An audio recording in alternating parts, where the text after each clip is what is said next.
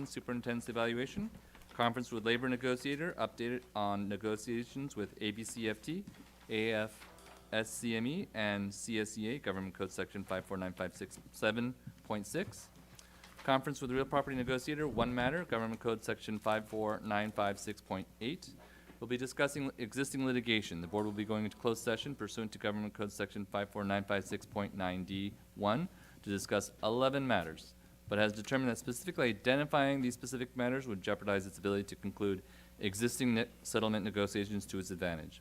These court cases are LA Superior Court Case 22-STCV 13426, 23-STCV 0037, 24-NWCV 01160, 22-NWCV 00502, 22-STCV 19569, 23-NWCV 01964, 22-NWCV 00507, 22-DTCV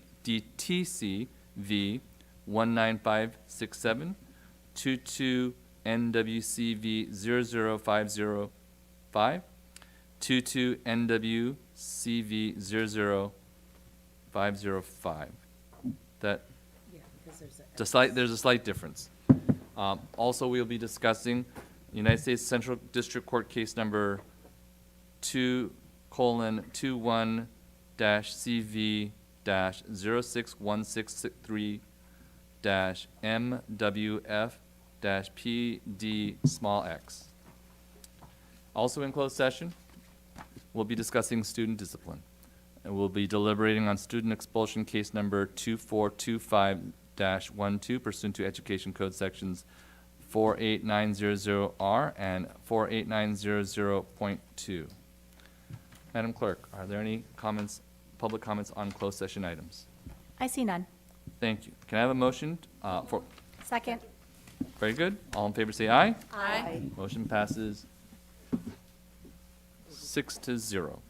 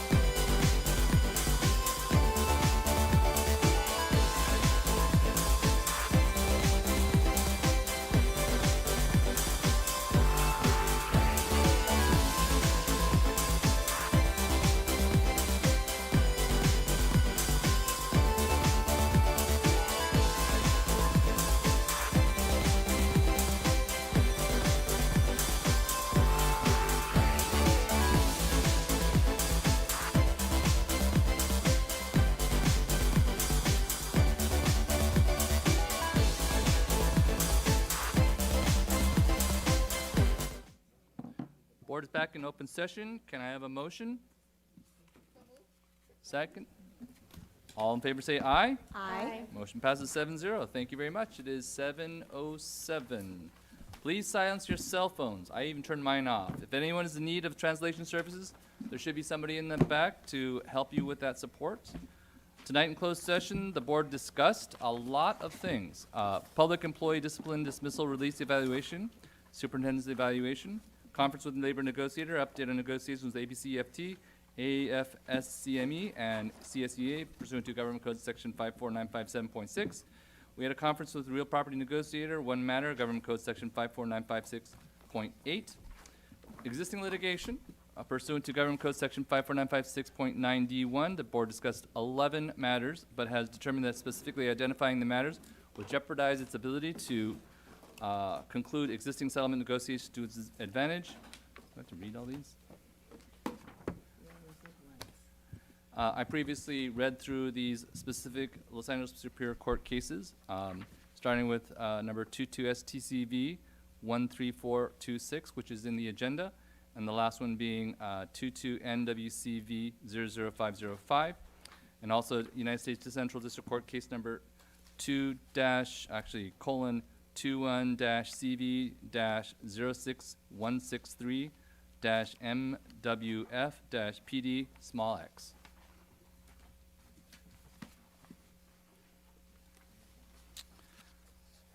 We had a motion made by Dr. Rios and seconded by Jeannie McCatton to approve a settlement agreement and release on Cota et al. Versus ABCUSD, case matter STCV 13426, in the amount of $250,000. The insurance carrier will pay $166,667, and the district will pay $83,000 and $333 towards the settlement amount. The motion passed unanimously. A copy of the settlement agreement and release will be filed with risk management. It is a public document.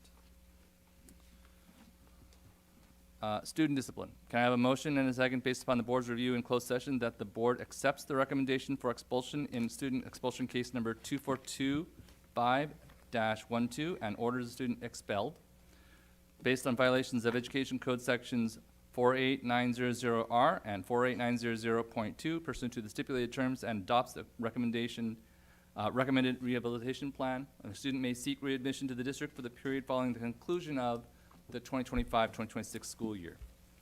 So moved. Second. All in favor say aye. Aye.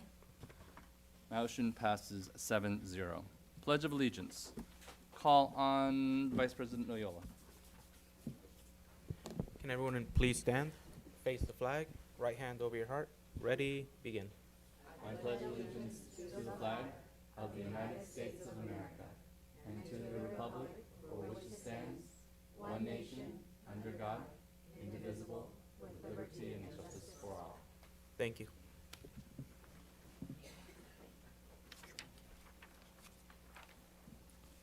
We have this as well. And take this.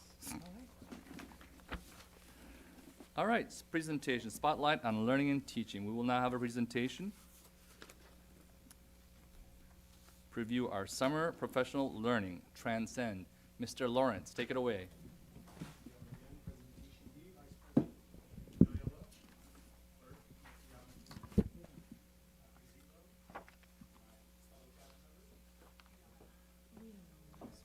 Okay, I now tested my voice. I'm warmed up.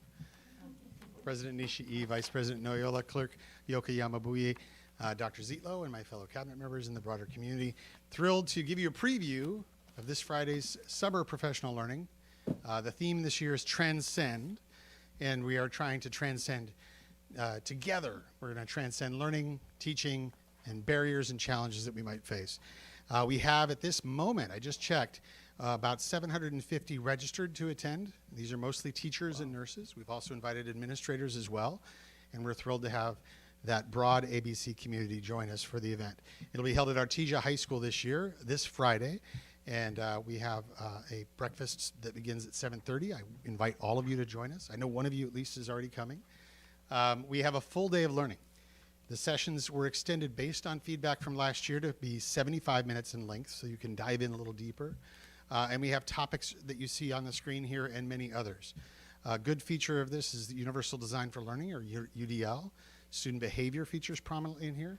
Of course, technology, artificial intelligence will be woven throughout as it can support the curriculum. And you may wonder, how did you come up with these topics? Where did you decide that this was what we wanted to share? And I'm glad you asked, because we did a survey of our elementary and secondary teachers to find out what they most wanted to learn, what they most needed to support our students with first best instruction. And this was what came out of that survey. So I put it in 2 columns for TK through 6th grade responses and 7 through 12 responses. And these are some of the highest scoring topics. So hopefully you can notice the match between the slide before topics and these topics that you see here as well. So we wanted to be responsive. So we sought out speakers, and we found amazing teachers and others, administrators within ABC Unified that were willing to share their time and speak. And we also reached out to experts outside of ABC Unified. So we're really looking forward to seeing those sessions.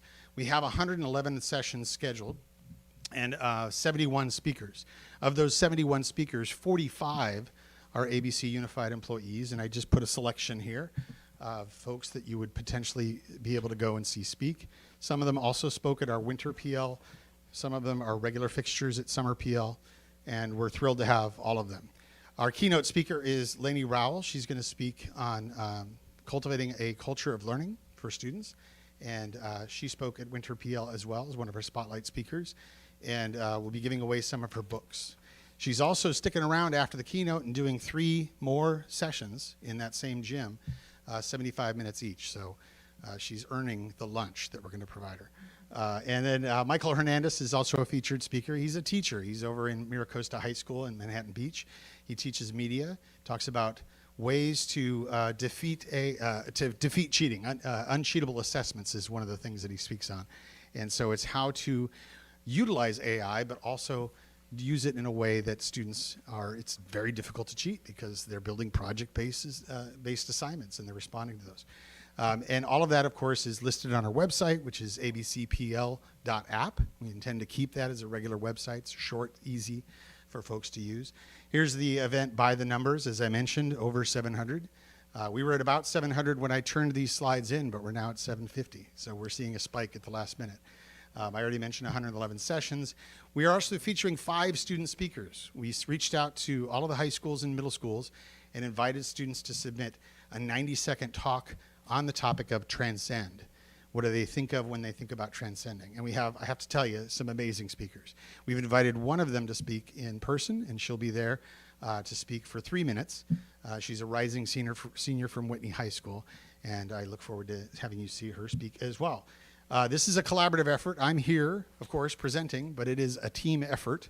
All of the departments you see listed there, and many others that collaborated to make this event successful. And we hope that it works out that way. We've got a functional app for you. This is a company called Sked, and I've worked with them for many, many years. And in fact, I just found out Comic-Con uses Sked to do their event. And it's, a couple of people show up for that down in San Diego. So looking forward to seeing how well we apply that here. And the agenda, if you were curious, check-in begins at 7:30. We're asking all attendees that would like to note that they are present, check in with a QR code on their app. And then we check them out at 3 o'clock at the end. So you can see in there, Dr. Zietlow will provide a welcome after the student transcend talk. And then Lainey Rowell will be our opening keynote. We'll have 3 rounds of breakouts and 34 choices per hour. So it's 3 by 34. It's pretty wide of a conference. But it's good to see the numbers of people that have already selected their sessions. And I'm in the process of sharing out those selections to the principals so they know not only who from their campus is attending, but which sessions are most interesting to them. And I think that'd be a good way to start a conversation. Happy to answer any questions you may have. Thrilled to have this event kick off in just a few days. Thank you for the opportunity to share. Great. Board Member Mendoza? Thank you, Mr. President. I'm sad that I won't be able to attend. I will be on my own teacher PD, but this one sounds like a lot of fun. And I'm happy to see that we have a lot of staff who are going to be presenting because I think as educators, we learn from each other, right? So I'm glad to see that. But I'm also so excited that we have student speakers. I think this is an amazing thing to have our own kids, presenting and speaking about their experiences. And you guys have that app. That is so cool. We don't have an app. I want an app. That's so cool. Have your people give me a call. Is everybody going to get a lanyard too, like you're at a conference? No, we're using the app itself as there's no badges. There's no We'll badge have a speaker badge, mostly for them to Okay. be identified as speakers, but it's not. You're going to have, I don't want to give it away. Yeah.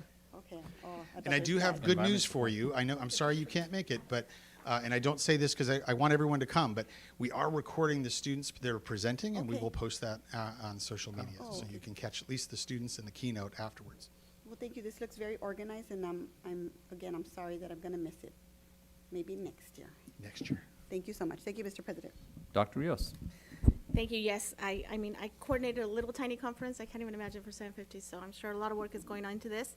I want to, I'm just curious and would like to see if you can elaborate on the activities that are going to be addressing this teacher concern about behavior strategies. We know that that's something that's continuous. So can you highlight some of the things that you're going to be doing to address this? Yeah, we please? have a dedicated strand on student behavior management. It was a request that you saw in the survey. And so Dr. Lozano's team at the school services was able to leverage the expertise from within the district to produce those sessions. I don't have them in front of me, so I can't speak beyond that. Dr. Castro, did you want to jump in with that or share a little bit more about what we can expect? Thank you, Mr. Lawrence, for putting me on the spot. I appreciate that. We can provide you more details in this week's updates, but also those behavior management techniques are proactive engagement and management prior to behaviors happening in the classroom, and they align with our PBIS metrics that we've been following through our LCAP, as well as looking at our restorative practices. So both of those strategies are kind of embedded within those behavior management techniques, and they're also differentiated for grade levels because this is 750 of our teachers that are preschool all the way up through adults.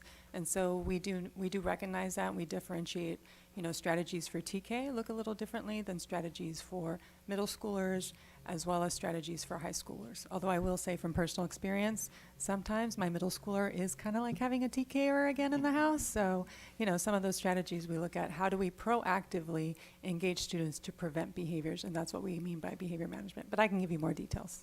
Well, 70% of our teachers are telling us that they want more information and support. So yeah, I like that we're being responsive. Thank you. Thank you. Board Member McHatton. I just want to thank you for all your work ahead of time. I mean, when I saw 111 sessions, it's pretty amazing. So I look forward to being there and learning a lot. Thank you. Great. Look forward to seeing you.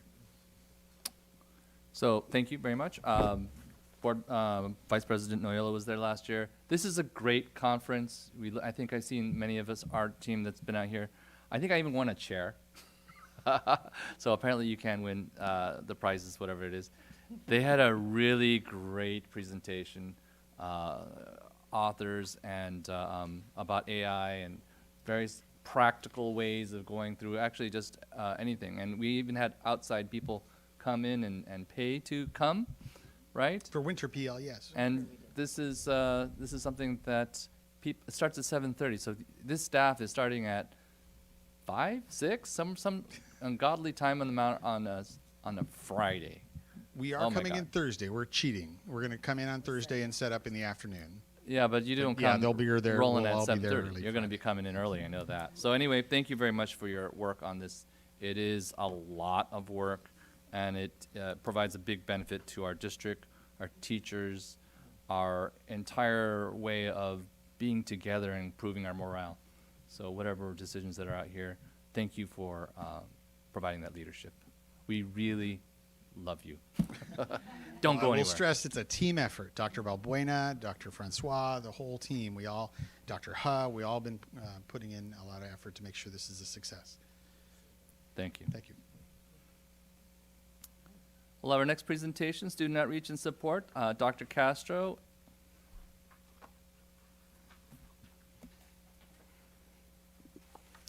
Thank you. As the screen comes down, I just want to talk about the purpose of this presentation a little bit.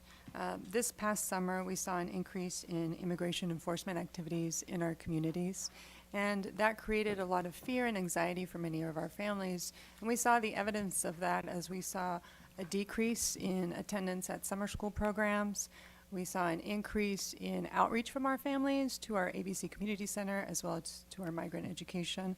And so we just wanted to make sure that the board and our community was aware of the toolkit that's available for our families in order to provide them support, in order to provide them resources, and in order to make sure that they feel safe to come to school, especially as we are about to start the school year. I think our number one priority is to reassure families that school is the safest place to be for their students, and that there are options to provide that sense of security, and that there's a lot of resources to help provide them with support, whether it be mental health or actual resources in the community, such as groceries or transportation or other things, other services that we can connect them to.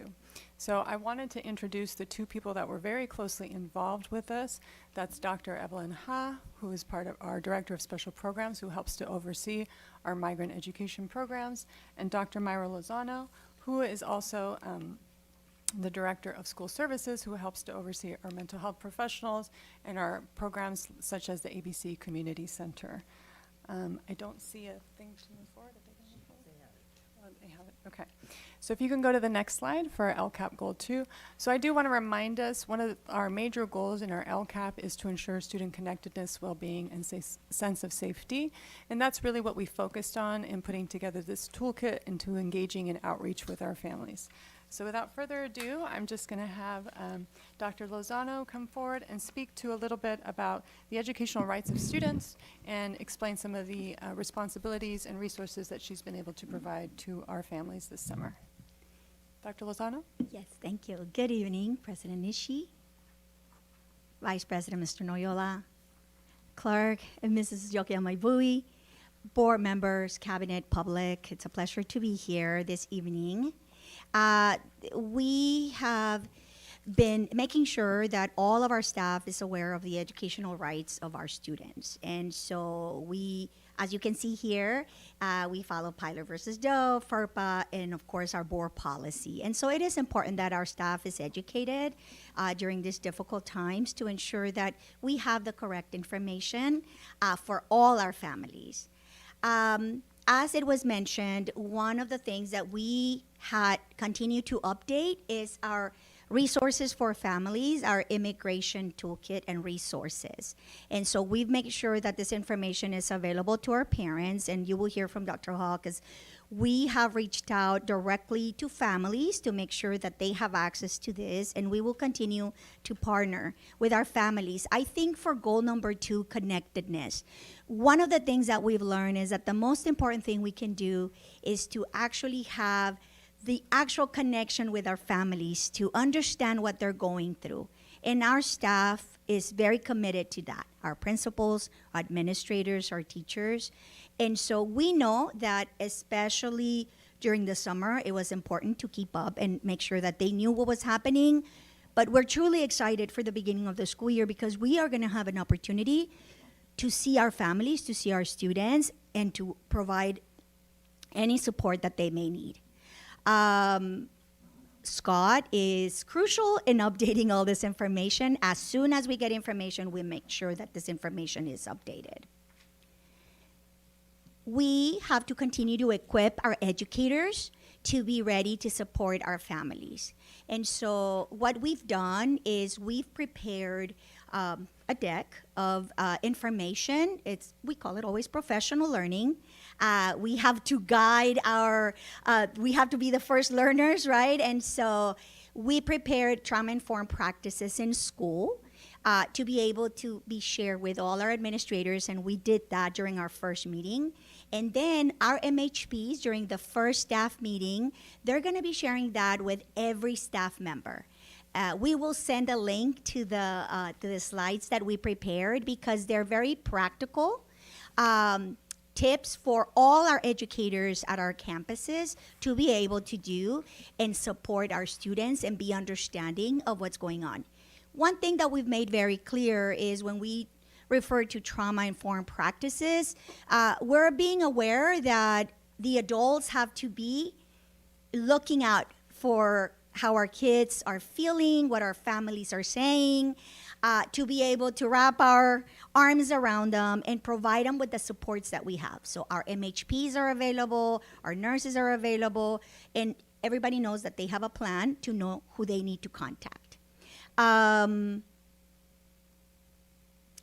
Within the deck that we're gonna also share with all the staff is a reminder of our referral process for anyone that may need support through our MHP. Because we want to make sure that consistently throughout our district, all our staff knows how to have access to those services. Within that deck as well, in addition to referrals to the MHP, we're very clear with our referral process for our ABC Community Center, which of course supports our homeless students and our socioeconomically disadvantaged students. As you can see, one of the things that we are very happy to report is that we have been able to connect with families. Martha Martinez, who is our community liaison at the ABC Community Center, was also making phone calls. Because actually we do have also the information on our website, and word of mouth is very powerful. Many families do know about our ABC Community Center and they contact directly. And so she has able to connect with our families, and she was able to find out some of our families who were not able to go and pick up things at our ABC Community Center. We were able to deliver, and we also connected them with some of the local agencies that were also having those services where groceries and food was able to be delivered to them. Of course, the families that we provided this support were extremely grateful, and we continue to find out what could be the barriers for their attendance to school, because we want our students to be there on the very first day. And of course, we will continue with our backpacks and school supplies to be distributed right before school begins. And I'll pass it on to Dr. Hall. Thank you, Dr. Lozano, and good evening, everyone. So, as we all know, that this summer has been very eventful with just a lot of challenging situations across Southern California for many of our families, and definitely some of our own very ABC families have been impacted.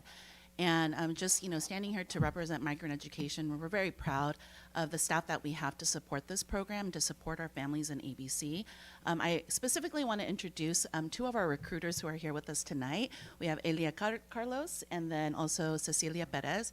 And they've been instrumental. We also have other staff in the migrant education program to really reach out to families, to be their frontline support, making sure that they have the resources that they need. So I just want to applaud them, because really they've been the anchor of just some of the things that we've been able to do for our students and families. So one of the things that you probably all know, at the very end of June, we received word that we needed to pause our summer programs for migrant education because of the funding instability and just uncertainty of the federal funds. However, I was really happy and proud to know that our district was not going to let that stand in the way and, stopping programs for our students. So, ABC stepped up and we said, okay, we're going to use other funds to make sure that that program happens. We did have to make some tweaks because it was real in terms of just the challenges that many of our families were facing. Families were very scared to send their students to the summer programs, but fortunately we did have 150 students approximately participate in our migrant education summer program. We had two programs, one operating at Hawaiian Elementary and the other at Nemus Elementary. We were offering math and reading support, and they also had a lot of enrichment opportunities with cultural exploration as well as STEM-related activities.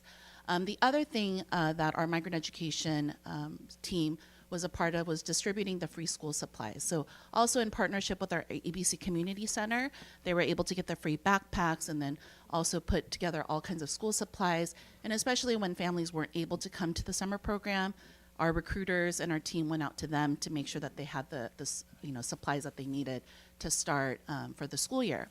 One of the key things that has been happening this summer, I know that many people are on vacation, they're taking their summer break, but ongoing just outreach to the families in our district by the recruitment team. They were making regular phone calls to check in with families. You can see here providing the immigration-related resources, the red cards, the education rights, any kind of information that our families needed, and they were able to connect them to various community resources. So you can see here ABC Community Center was a key resource. Also, the LACO offerings that they had with professional learning or just information that they were sharing with our parents, the mental health support sessions. So those were all resources that our recruiters were able to share with our families. One of the things that they did in the latter part of the summer was conduct a telephone survey to really understand the parents' needs. We started with our migrant education families. We have about 1,000 families that we serve, and those families represent multiple children in our district. And so you can see here on the next slide just a few of the questions that we wanted to highlight. So one of the questions here you can see is, do you currently feel safe and comfortable sending your children to school? And so overwhelmingly, almost 70% said that they did. However, about 30% said that they did not. This reflects 301 responses, but this is an ongoing survey that they've continued to work on, so I believe that that number is higher now. But we asked specifically for some of the reasons why, if they did not feel safe, what were some of those reasons? So you can see here, fear of the immigration rates, just the community concerns, ongoing stress and anxiety. One of the concerns was just walking and driving outside.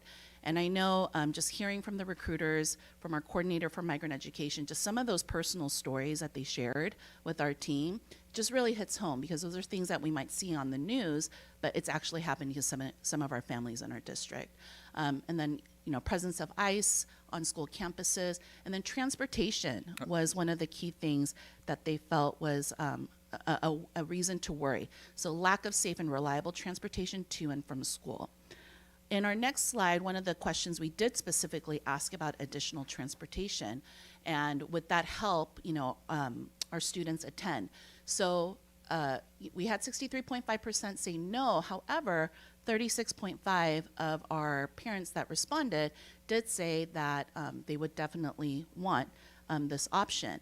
So one of the things that we found out, especially in the south end of our district, especially our high school students who are walking to Artesia High School, they're walking all the way from the south, past, Norwalk, Carson. And so just them having to walk up, to go to Artesia, that was a reason for concern. And so some of the parents did express the need for some transportation just so that they can not worry about their students being able to get to school and come home from school safely. Other things that they did express the need for was additional mental health supports, connecting with the ABC Community Center, and then continuing to offer the programs that we provide. So migrant education, after school programs. So those were some of the top reasons that we received from our parents. We did ask specifically about short-term independent study, if that was an option. Overwhelmingly, though, we only had about 1% say that would be an option that they would be interested in. So, which is great in that 99% of our parents that we surveyed, they want their children to come to school. So this is just some pictures that we wanted to share with you, kind of to end it on a happy note, just to see the students involved and really engaged in their learning. And this is definitely something just to anchor us as we continue for the rest of the school year, that we want to continue to provide these services for our students. Turn it back over to Dr. Castro. Thank you. And as our final slide says, we are definitely here to help for any community members that would like to reach out to our ABC Community Center, to our migrant ed families. Cabinet has met and discussed, and under Dr. Zietlo's direction, we are working on transportation routes to help support additional transportation for secondary students, and we'll be providing that information soon. Thank you. Also like to recognize in our audience Dr. Moore from Gar High School. Thank you for coming. Very appreciate that. So questions. Dr. Rios. Thank you. Before you said buses, I had already written that down, because we know that some communities are being targeted a lot more than others. And yeah, I mean, in my mind immediately, I'm imagining kids walking to school and being harassed or being targeted and kidnapped. So the idea of buses is something that I would definitely like to have us move forward with. And let's be strategic, right? Because we don't want them outside of Food for Less and, something happens. I'd like to see them out, in a safe space where that they will be protected, because that's our job, is to protect our students. and keep them safe. So please keep us posted on what those plans are, because I think that that is one way that, you know, we're limited as to what we can do, but busing, I think, is definitely an idea to move forward with. And I hope my colleagues agree. Thank you. Thank you. Vice President Noyola. Thank you, President Nishi. I just wanted to thank, Dr. Zano, Dr. Huff for being here, sharing the resources and emphasizing that we are here to help. This has affected everybody in ABC, I feel like. And I also want to thank our recruiters that have been working all summer very hard, trying to establish that trust. And they worked very hard to make our Migrant Edge program very, very strong. So I want to thank them again for, working in these trying times. So I appreciate you guys. Of course, we are all here to help, and I appreciate all the proactive measures that we're taking. So appreciate it. Thank you. Board Member Mendoza. Thank you, Mr. President. I just want to echo my colleagues here. And I during the summer, it was very stressful. I'm going to be honest with you. I'm a Latina, and I basically had to stop looking at social media because it was very disheartening to see what was going on. And I understood how our families were feeling. And we may not have heard of the stories, but it was happening in our communities.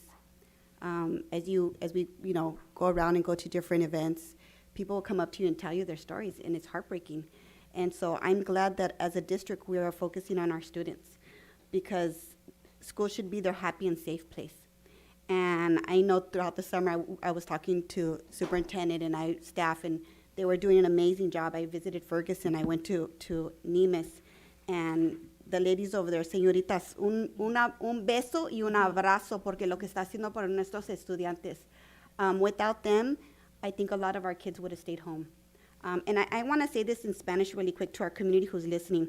Nosotros aquí en la mesa de escuela de directivas seguimos las leyes. Y la ley dice que estudiantes tienen el derecho para asistir a la escuela. Punto final. La información que tenemos aquí en las escuelas es privada y está protegida. Y aquí nuestra policía de las escuelas, nosotros estamos aquí para apoyar a las familias. Okay, we're here to help. We're here to keep you safe. We're here for our students to learn. That's the best thing. And I think I'm going to echo what Dr. Rios said, is that whatever our families need, we're going to be there. If it's transportation, then I think we need to do that too. Si necesitan ayuda, por favor, llama al distrito, llama a la escuela, llama a nosotros que estamos aquí para apoyarlos también. And then when I went to Nimes, and I was there for migrant education, and whatever's happening in the world, when our kids are at school, they're just there to learn, and they're happy. I saw them making elephant toothpaste. And I asked one of the kids, oh, you guys want to make elephant toothpaste? And they looked at me like, oh, you're bringing in an elephant? I was like, oh, no. And the students from Whitney High School were there helping the kids doing some STEM activities. So it was really nice to see our kids being kids in a world that there's so much uncertainty. And we may not know what's going to happen in next week, but you can be certain that this district supports our families.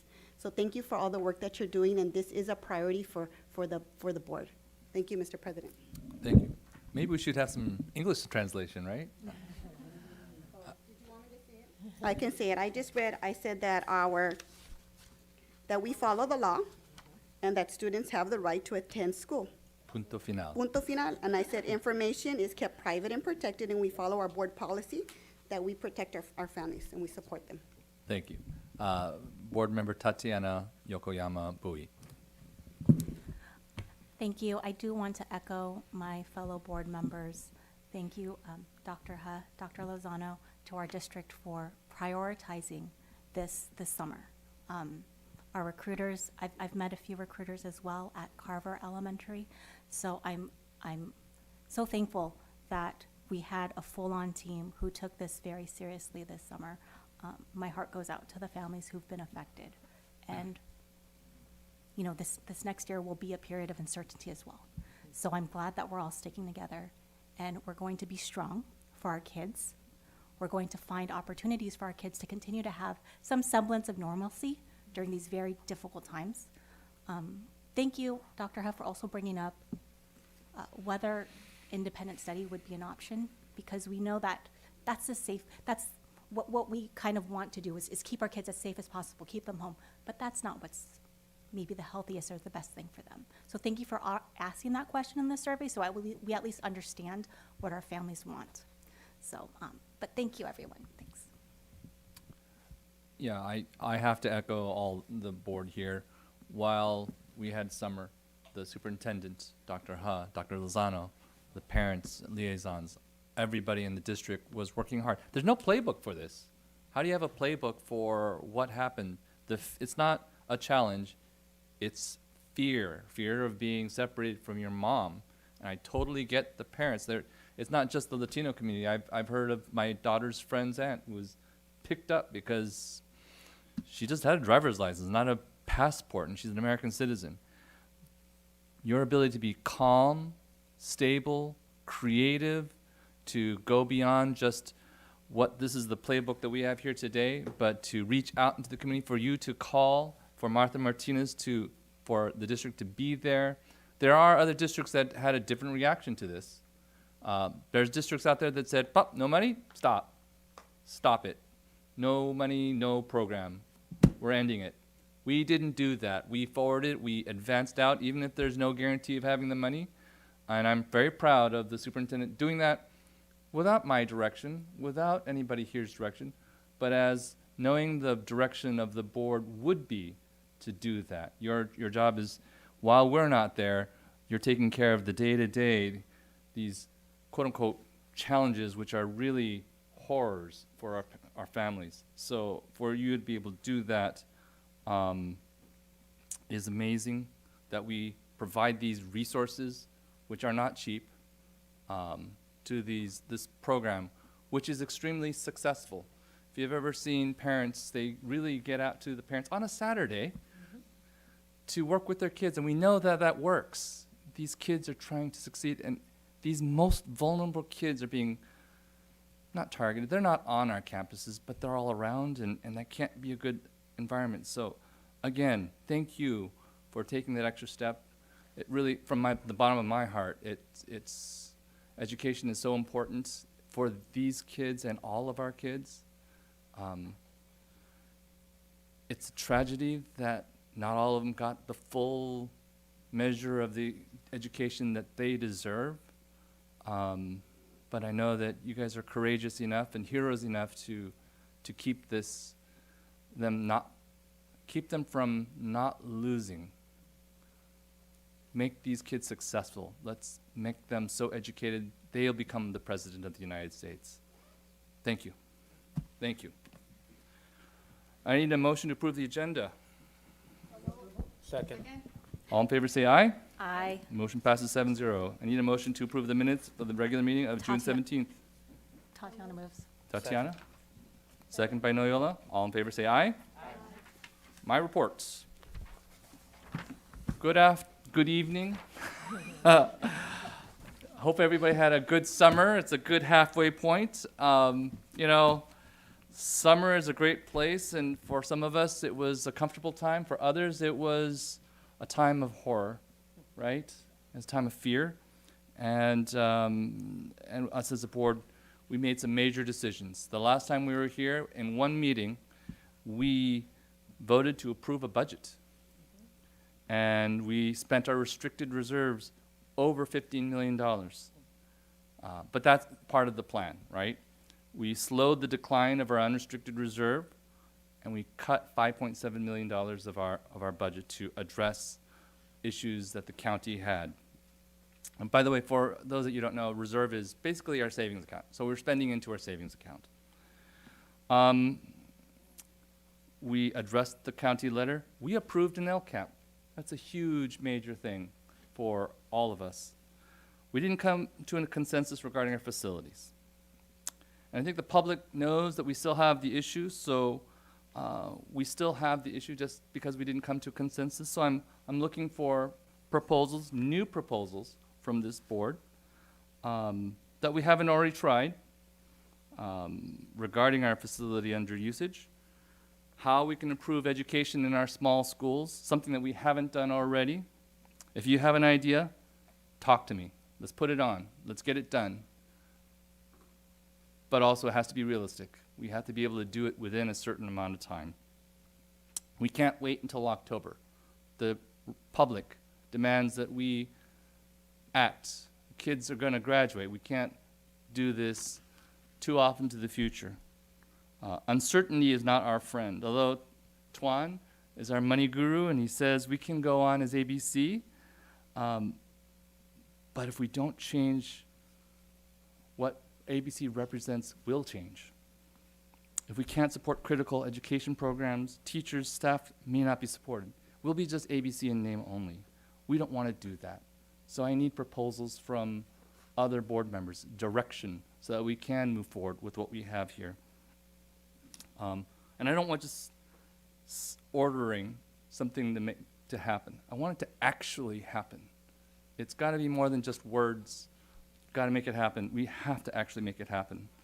We have to address the educational challenges due to ICE, the deteriorating economy. We can't address that, but we have to know that if the economy is not doing as well, if our jobs report is in fact going down, that means our tax revenues are going to go down and our money will be going down. We need to actually face these potential cuts to education.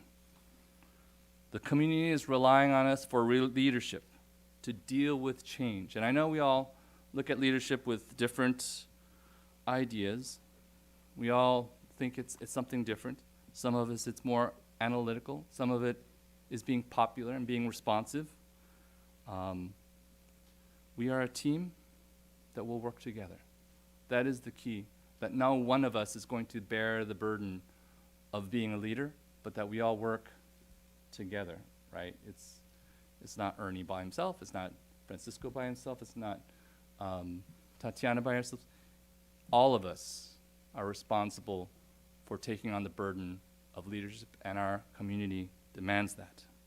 I come to this new year with abundance of hope. I hope we don't lose any teachers. I hope that we can maintain our programs. I hope that we can do more with less. But we need to come up with a solution. We won't be able to just point to staff and say, it's all your fault. And there are boards that do that. They go and point to staff, say, it's your fault, and I'm not going to make the courageous decision that I need to make. Nope. It is our responsibility. It is us. We will bear the burden of the decisions that we need to make.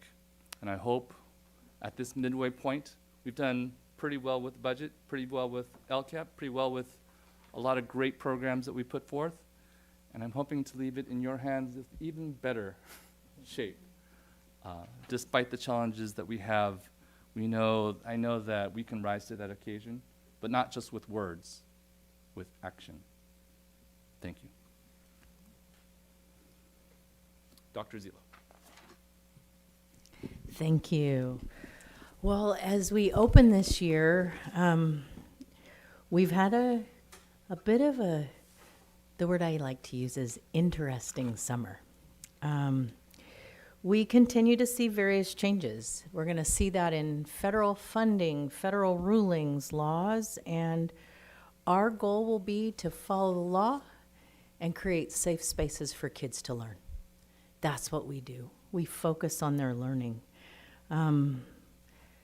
I can't emphasize strongly enough that children come to public school and you come to ABC and we welcome you with open arms, regardless of background, beliefs, language, immigration. Like, what's beautiful about this district is that it is diverse and everyone here learns and grows together. Our goal, our commitment will be to continue to provide support for students and families in any way we can.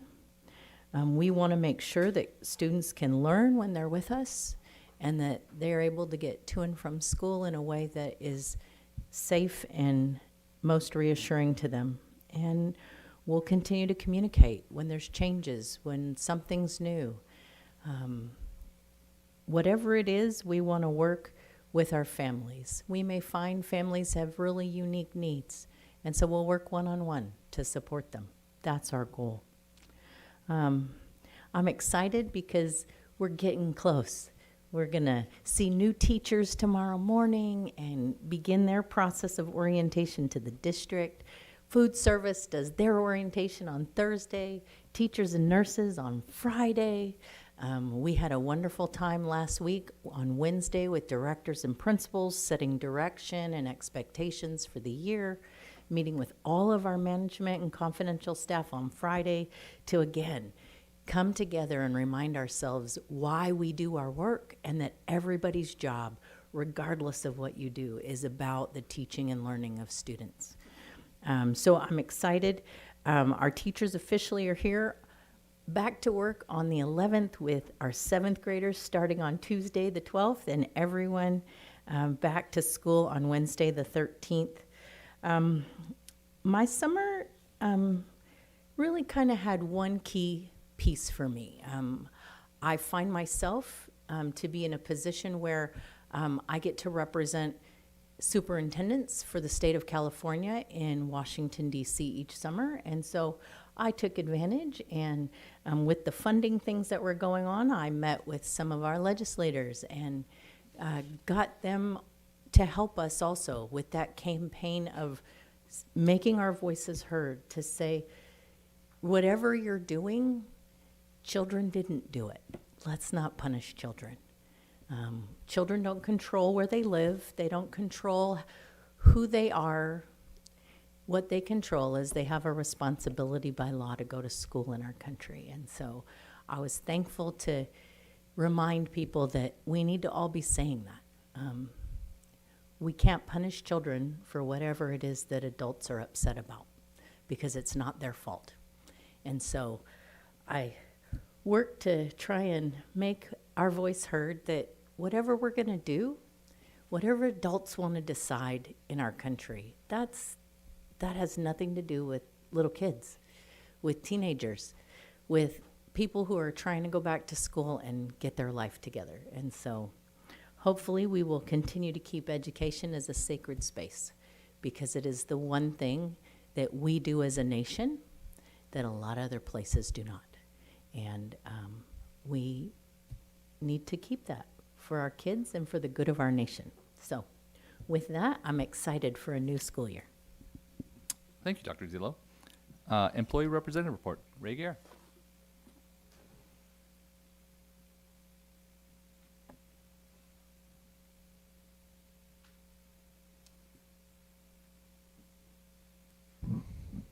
Ray Gare, President of the ABC Federation of Teachers. And I'm Ruben Mancias. I'm the Vice President of ABCFT. So, yeah, it's been an interesting summer for sure. I heard one administrator that I worked with very closely during COVID say that that this is probably just as challenging or even more challenging because it's shifting and changing all the time. And so I think what ABC is doing is what a lot of districts are doing, but I think we're doing an exceptional job as far as treating all students with dignity in our community with dignity. And, you know, people remember how you treat them in difficult situations. And we are standing up for the community, making sure that these students, you know, they're minors, you know, their parents, that, you know, they have their own reality, but you're born into families, you're born into situations, and you do the best you can as a student, and we cannot punish our students as a country. It's despicable. And so, you know, whatever needs to happen with adults, let that happen in the adult world, but we need to be cognizant of what's happening to our students. It's going to impact the teaching in our classrooms.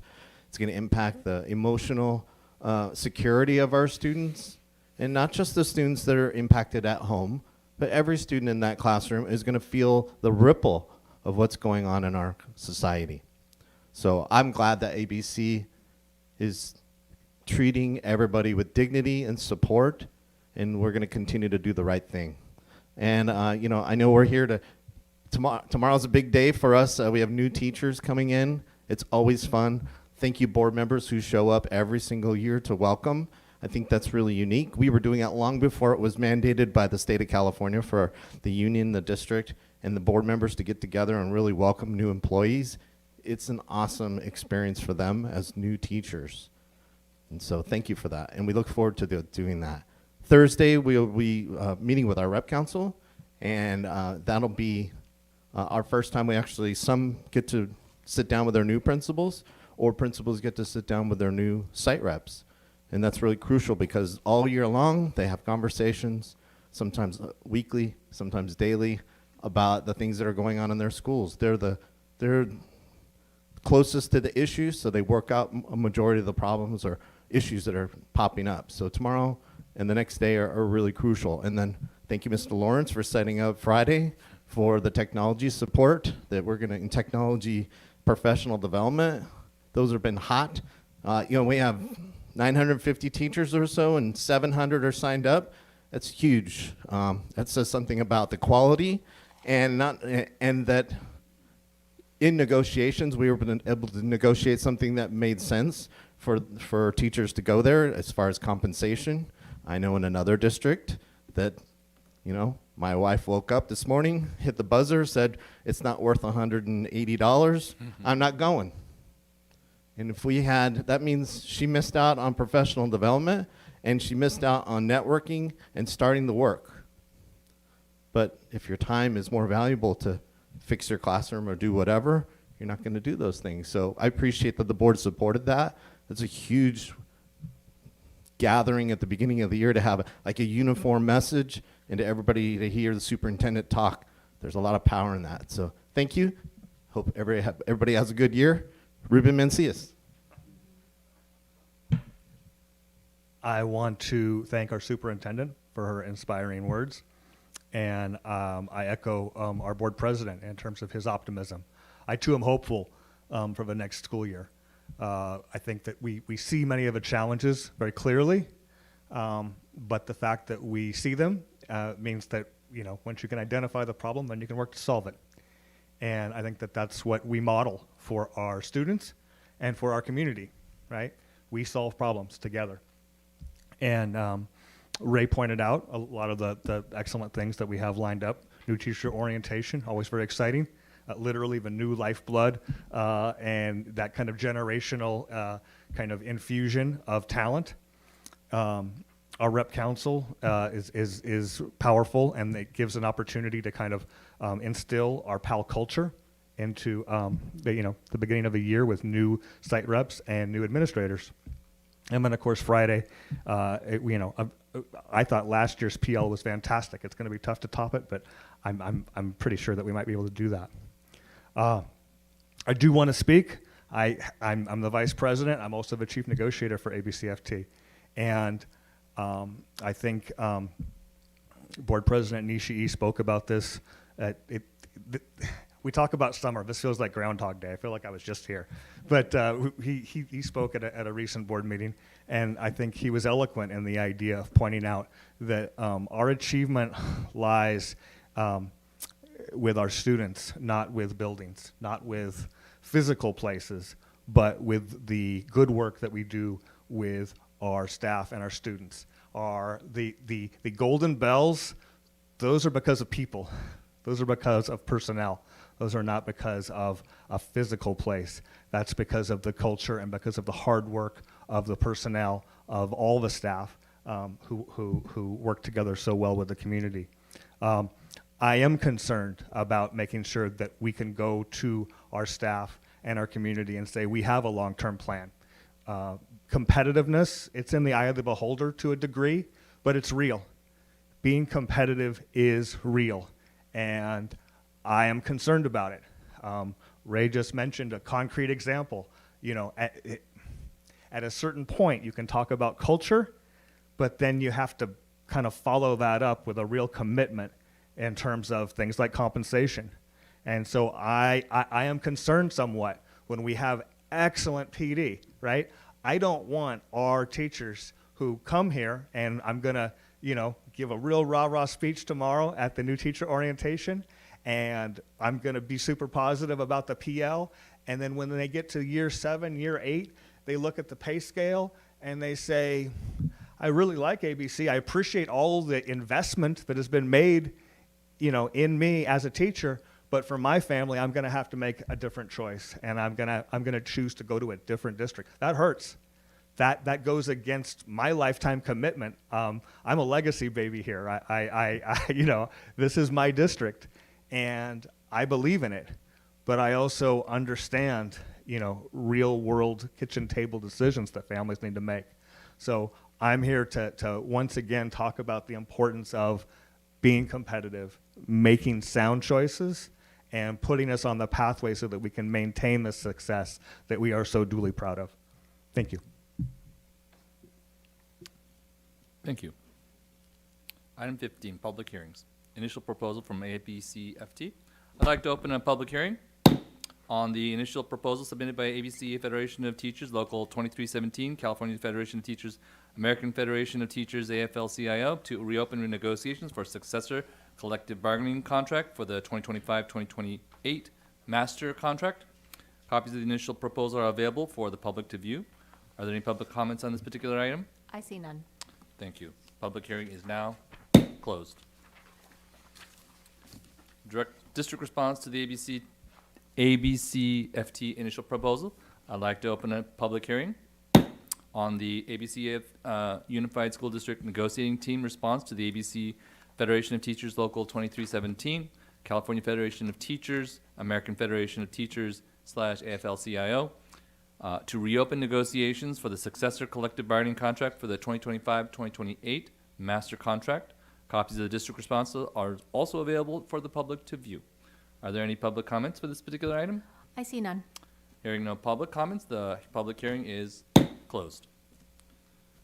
Initial proposal from AFSCME. I'd like to open a public hearing on the initial proposal submitted by the American Federation of State, County, and Municipal Employees, AFL-CIO, Local 2229, Council 36, to reopen negotiations for the successor collective bargaining agreement on Article 7, compensation, Article 10, vacations and holidays, Article 15, evaluation procedures, and discipline, Article 16, leaves of absence, and Article 17, safety conditions. Copies of the initial proposal are available for the public to view. Are there any public comments on this item? I see none. Hearing no comments, the public comment hearing is closed. There's a district response to the AFSCME initial proposal. I'd like to open a public hearing on the ABC Unified School District Negotiating Team response to the American Federation of State, County, and Municipal Employees, AFL-CIO, Local 2229, Council 36, initial proposal for a successor collective bargaining agreement on wealth, Article 7, compensation, Article 8, health and welfare benefits, Article 11, calendar, Article 16, leaves of absence. Copies of the district response to the initial proposal from AFSCME are available to the public to view. Are there any public comments? I see none. Okay. Hearing no comments, the public hearing is now closed. We are now to the public comment section. Clerk Yokoyama Bui. Persons wishing to address the board should fill out a card located on the table by the door and submit the completed card to the secretary. Speakers will be called in sequence during the public comment section or prior to board discussion on an agendized item. The board shall provide 1 hour for speakers to address non-agendized items. Each speaker is limited to one presentation of 5 minutes or less. Those who have a group concern are encouraged to select a spokesperson to address the board. Should there be 15 to 20 speakers for non-agendized items, individual speakers shall be allowed 3 minutes to address the board on the item. In order to ensure that non-English speakers receive the same opportunity to directly address the board, any member of the public who utilizes a translator shall be provided at least twice the allotted time to address the board. Please remember that the board is unable to directly respond to comments made during the public comment section. In addition, neither the board nor district staff verify the accuracy of the statements made during public comments. Persons wishing to address the board on a specific agenda item at the time the item is under discussion are limited to 5 minutes each and will be called to speak following the staff comments and prior to the board's discussion and taking action. The board shall provide 30 minutes for speakers to address agendized items. Should there be 6 to 10 speakers, for agendized items, individual speakers shall be allowed 3 minutes to address the board on the item. Adverse remarks about a person's race, ancestry, ethnic group identification, religion, color, national origin, sex, sexual orientation, gender, mental or physical disability, or age may not be made.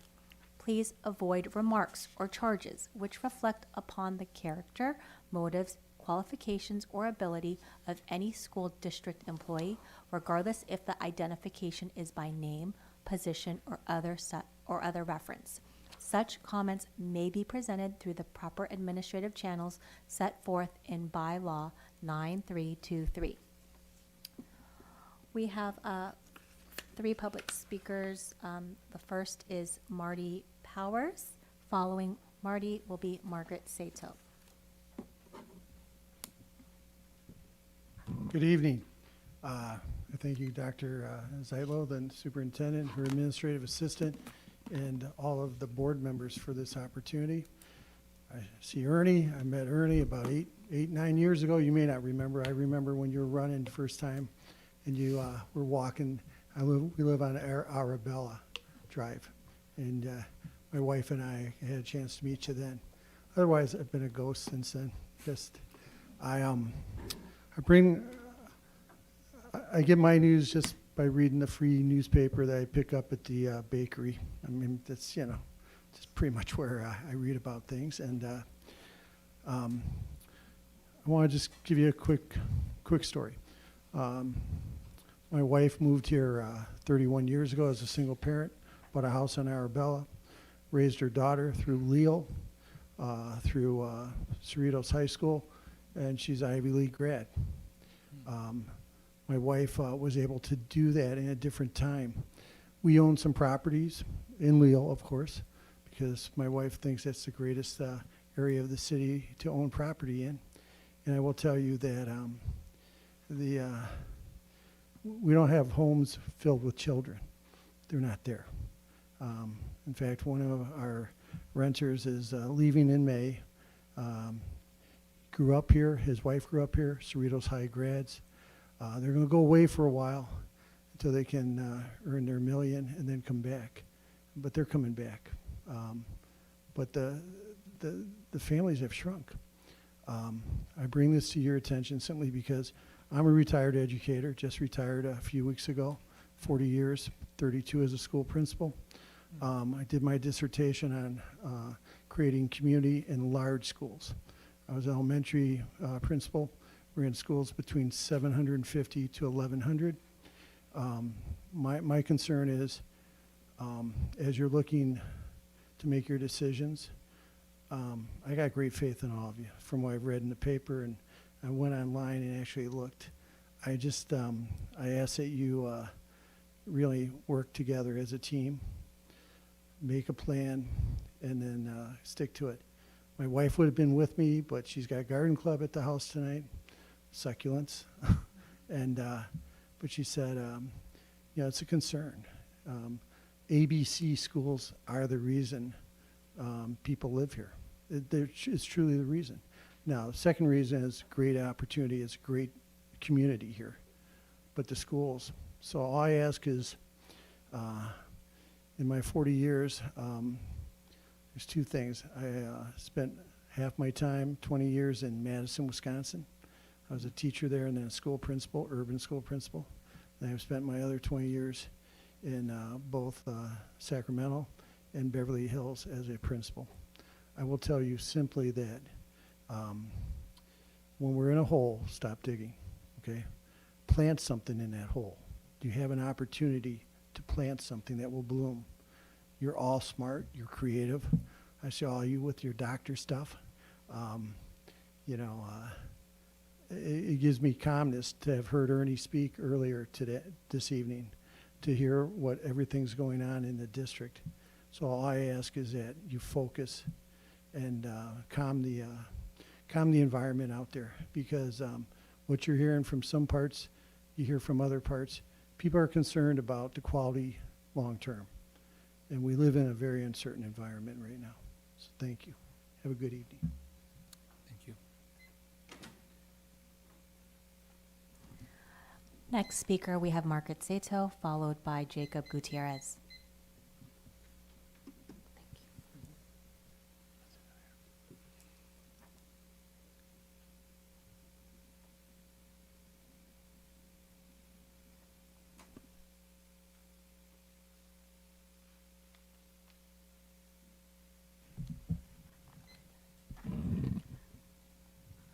President Nishi, Superintendent Zilo, members of the board, members of the community that may be here. My name is Margaret Sato. I'm a community member. As he mentioned before, as speakers have mentioned, we're going through a very challenging period. And I think the board needs, and we as the district, need to prioritize what is important. Not just what is nice, but what is important. But put the priority in how is that going to help children learn? How is that going to help them learn to read, to do their math, okay? So whatever we do has to be focused on that learning, okay? I want to look at, because we need to raise the level of what we're doing, okay? So we need to prioritize and focus our priorities on that. And then from that, we develop budgets, okay? Because I know, and I want you to look at practices too, because I think you have a manual payroll. And so this day and age, there's no need for manual payrolls. You should be going to a web-based payroll, and then you're gonna eliminate a lot of time that is spent in culminating doing manual payrolls. And you're gonna save staff hours, okay? That's gonna save money. Bottom line. And you need to look at like how you do different things, okay? Who does it? Is there a more effective way to do it, okay? But also, you know, you talked about the immigrant families and the support you're giving them. I think that's wonderful. But we are going through really challenging times. You notice that we have $34 trillion in debt, federal government. And as such, the government is cutting. They're cutting their staff. They're cutting agencies within the government, okay? So people are losing their jobs. And also, like in the state of California, every year you hear companies are moving out of state. So there are a lot of families that may be experiencing the loss of a job. So I want us to extend that same support in terms of the ABC Community Center, you know, maybe giving them school supplies, mental health support, letting the families know that we're here, okay? Because when you have financial challenges, it causes so much trauma in a family, especially with one that had not experienced it before, but because we have also a very high unemployment rate for California. So we really need to support those families also, okay? So let's look for ways to support those families that may have lost a job, okay? And how can we support them just like we're supporting these immigrant families, okay? We should do the same for them, okay? Thank you. We have Jacob Gutierrez.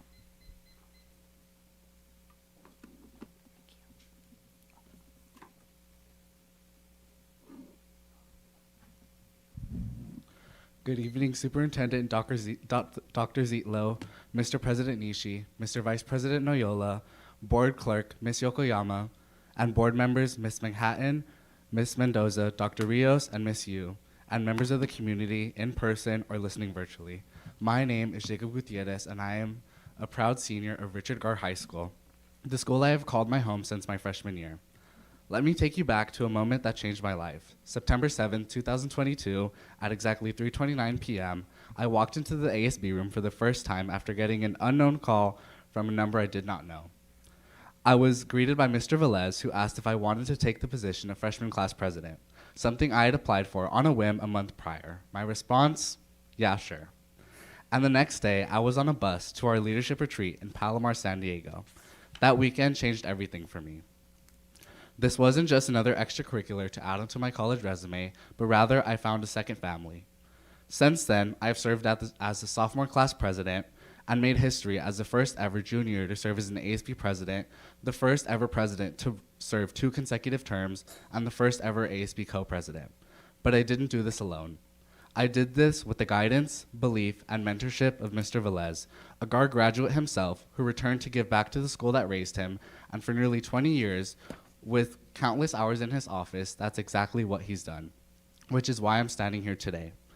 As of today, just 1 week before our school starts, on August 13th, Mr. Velez was removed from the office of ASB Director effective immediately and reassigned to the English department.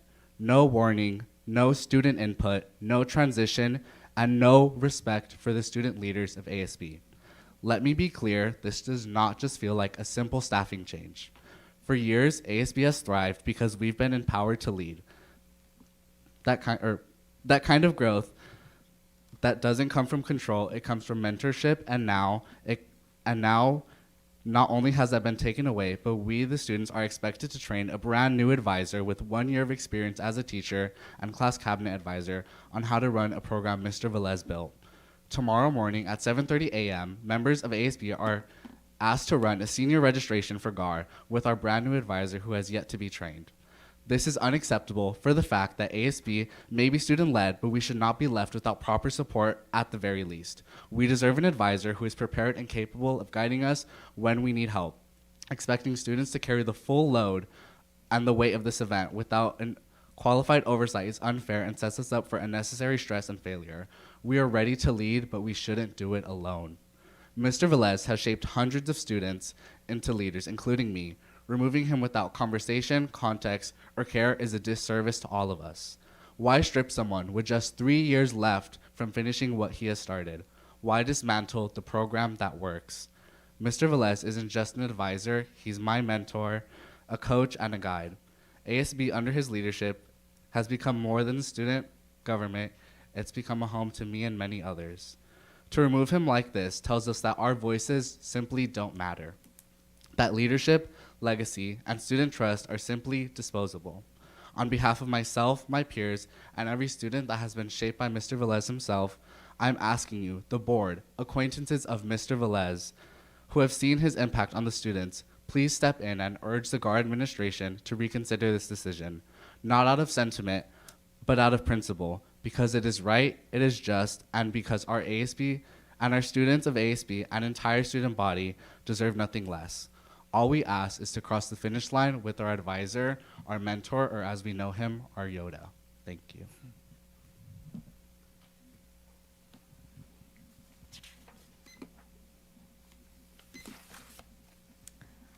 No further public comment.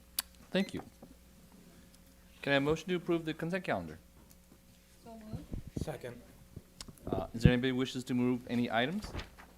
I would like to pull 1.3C, Point 3C. 1.3C, One- and 3.14C. Oh, good. Thank you. Anybody else? Oh, you have the same exact ones? All right, let's start with 1.3C.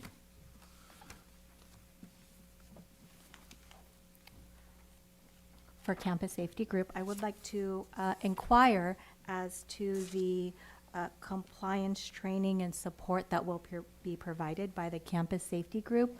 I believe this is, sounds like it might be for the secondary campuses, but I'm curious whether it's going to be for all campuses and whether it's for the SIU team? SIA. I have SIA at work.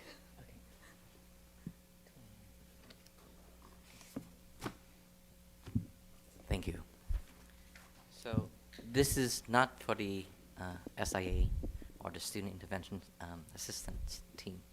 So the annually, all schools are required to submit a comprehensive school safety plan. And within that, there's many components of the plan. There's legal component, there's instructional continuity plan, there's threat assessment, there's many components going into the comprehensive school safety plan.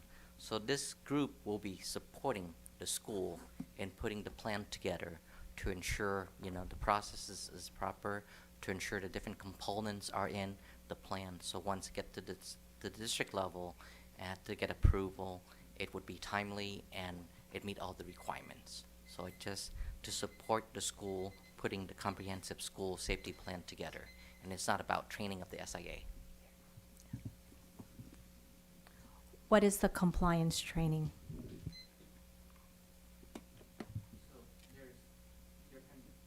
Microphone's not working. Thank you. There's different components within the school safety plan, right? So they work with the school and the staff to ensure the different components are in there.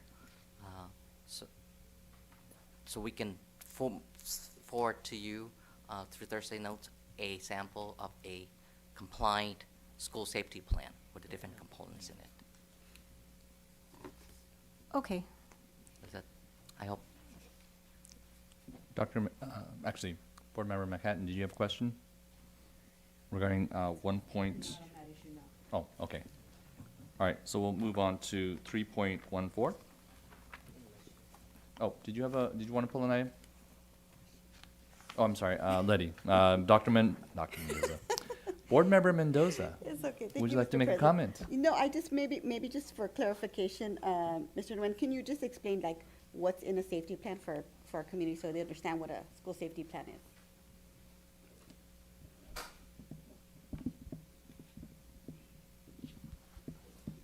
So the school with a group of leaders would put together a safety plan where they address all the safety components of the schools, right? From addressing emergency issues, right, to threat assessments on unexpected, I don't want to use the term shooting, but anything like that could happen within the plan.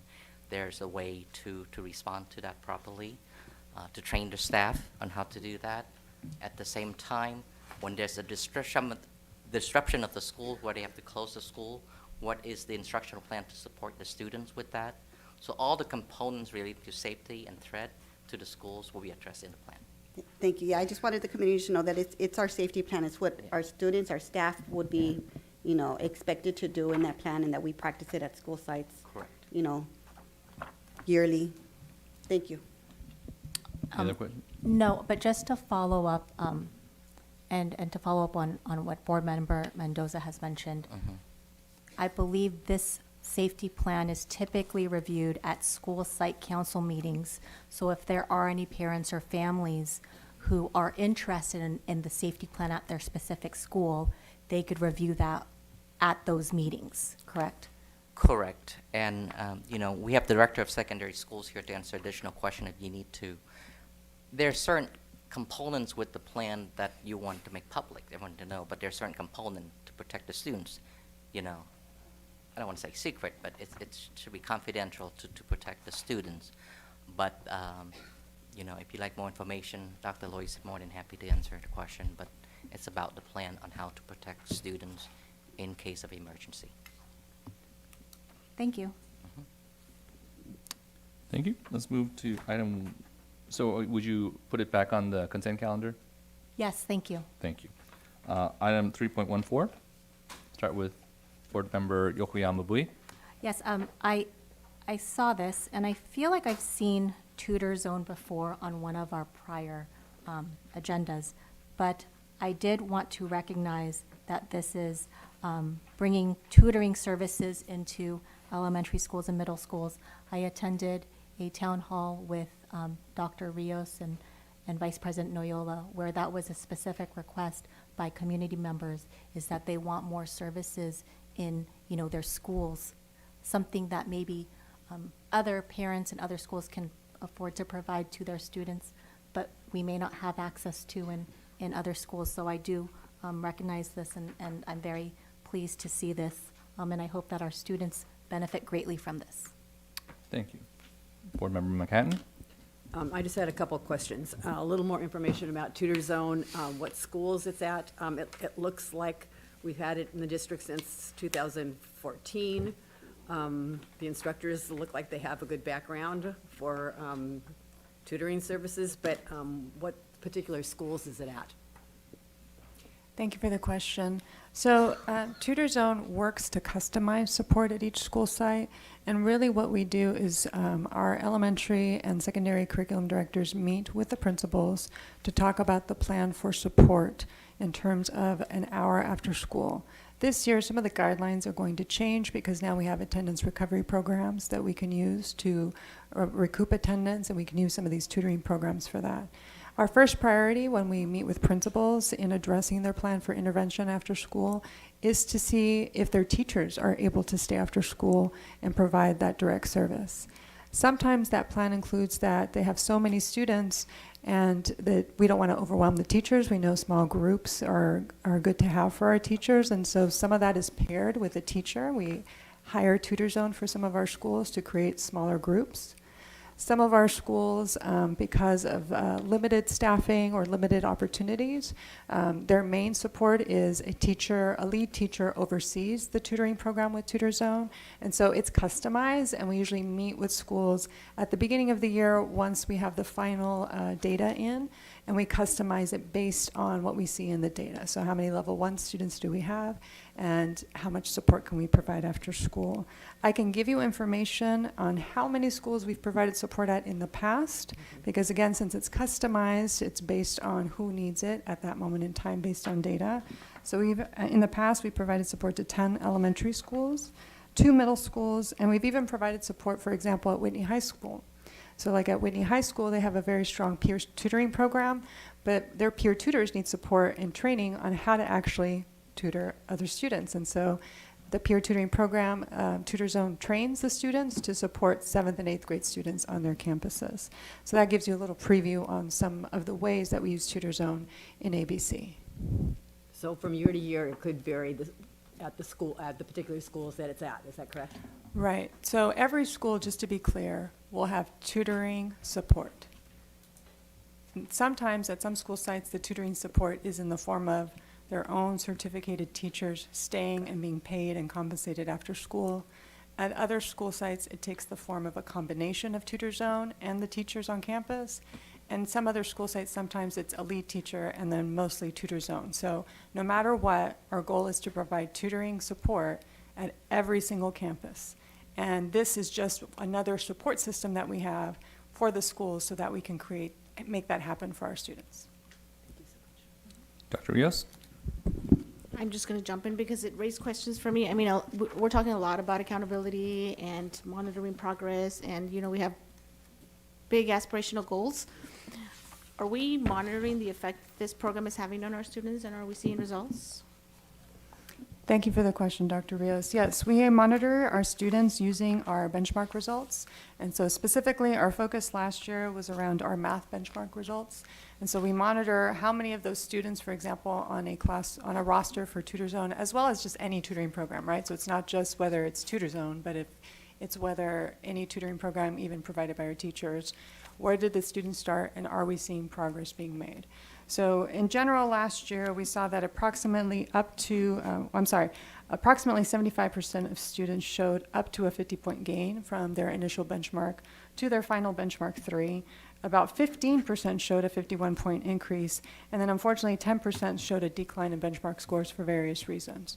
The students who are assigned to the tutoring program, who are requested to attend, are, of course, we try to support the students who are struggling the most, who are below grade level. So we want to see even greater accelerated results, and so we continue to work with Tutor Zone with our teachers to really target the skills based on data. So once we have the initial assessments, we look at the data, and that's why it's customized per school site, because at one school site, the level of skills or standards that may need to be addressed at that tutoring program may look different than at another school site.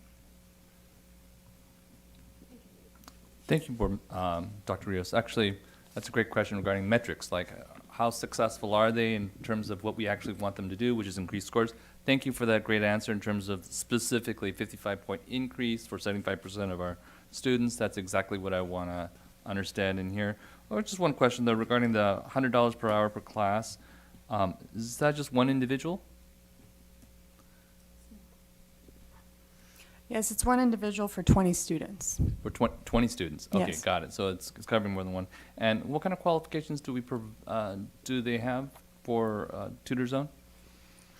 I believe it's listed on the board item as some of the instructors hold Bachelor of Arts or Bachelor of Science degrees. Some of them are currently pursuing their college majors in those areas so that they have some of their credits completed. They are not, they are not credentialed teachers as our own certificated. That's why we prefer to work with our credentialed teachers and provide Tutor Zone as kind of like a backup support to that, to assist our teachers as needed. Do we pay our teachers the same amount? We pay our teachers at the contracted hourly rate that has been negotiated in the contract. Okay, so if it's a 20-year teacher, they get more than, say, a first-year teacher? No? No, there's a specific contracted negotiated pay when teachers work with students after school, and I believe, correct me, the rate is at 55? No, 50, I'm sorry, $50 an hour. That's a lot cheaper for a credentialed teacher. That's the hourly rate. It doesn't include benefits, and we usually pay more than that, but it's because it doesn't include benefits and such. Right, that's, anyway, it's nice to have a credentialed teacher. I'll thank the teachers that actually go and do this. I know my wife used to do this for free. But also I recognize that we need Tutor Zone. Board Clerk Yokoyama, would you like to return this back to the consent calendar? Yes. Thank you. Mr. President, thank you. All right, so saying that all the items are back to the consent calendar, can I have a vote on the consent calendar? All in favor, say aye. Aye. Any nays? The motion passes 7-0. Thank you. Item 1.7I, strategic plan for the 2025-2028 school schedule. Call on Dr. Zietlow. Thank you. This evening, I'm very excited to share with you the draft of our work that we've done this past year. We started out together last October, some of us, and then we shifted a little, but getting that initial feedback, setting up a plan. As I shared then, we as a district chose to undertake, at my direction, a plan building that included everyone. And so it took a little longer. It wasn't a small team. And so we're going to walk through what we've come up with and hear your thoughts and feedback so that we can get a strategic plan in place and approved by you all at our next meeting. So just as a review, in June of 2024, we looked and brought to the board an updated mission, vision, core values, a portrait of a learner, the things that set that key direction for where we're going. Then in September and October, we set the direction with our leadership teams. So we worked with cabinet, extended cabinet, we worked with principals, directors to really say, okay, what are the directions we need to go in? What are the priorities that we need to make based on student data, based on what we're hearing from our initial data from just student surveys every year, and with the CHIC survey and the family surveys. And then the hard work began.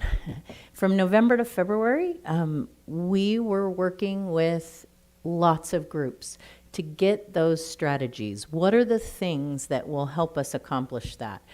We did that by surveying students, families, teachers. We did listening and learning sessions, empathy interviews, anything we could do to gather information to find out if you want to see this happen for your child, or if you are the child, if you're working with students, what does that look like? What is a strategy that would work, that works for you?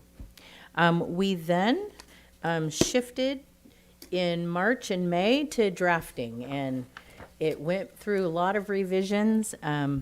Cabinet, extended cabinet, principals, directors, they saw this more times than they wanted to. Just trying to refine the language, making sure that the pieces that we saw from our different stakeholders, from our different educational partners were really being found in what we put together. And so we are now here today with an information item for you to see what we've put together, and then hoping to get feedback so that we can make our final plan and bring it to the next meeting. Just want to thank everybody who was involved. It takes time to fill out a survey. It takes time to agree to be in a listening and learning session or to participate in an empathy interview. And no one said no. You all were part of helping. Extended cabinet, district and school administrators, our employee group leaders, students, families, the advisory committees for our district. Everybody participated and shared and gave input into this process. And so we're feeling really confident about what we've put together because it's based on what people say they need. So we have a booklet, and in that booklet we have a number of pieces where it's laid out for you, but I think just refining our mission, honing that to really be focused on the fact that it's about our students, the work we do. Our mission is about them excelling, it's about them thriving, and it's about them being ready for whatever comes in their life. And they have to do that in a space that's safe and that's inclusive for them.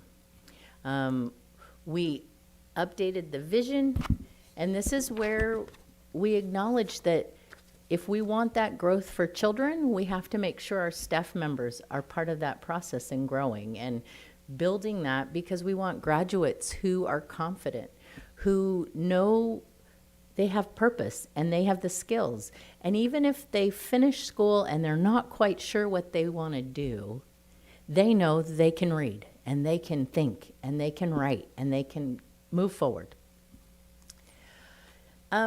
We then have clear values as a district. And I think for me, these are at the heart of who we are. We want that love for learning. We want to make sure that we're partnering with families and our community.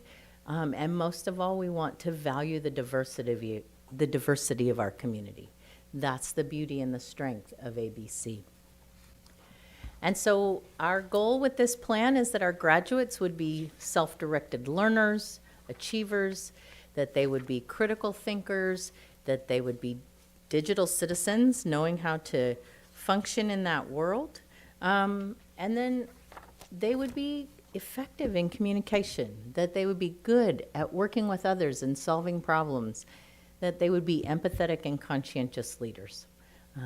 Our hope is that they would have a skill set to do whatever they want when they leave ABC.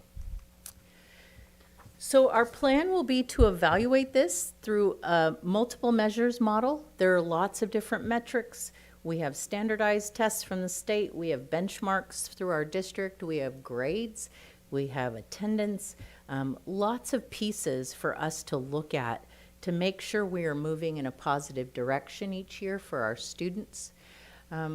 I think the biggest thing with this process is that whole child picture, because we have to know that the services, the pieces that we're providing, which sometimes are support pieces, are there to help them so they can succeed academically. And so those will be the pieces we will look at in this process.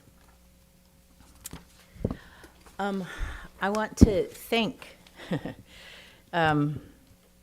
Cabinet that works with me all the time, extended cabinet as well.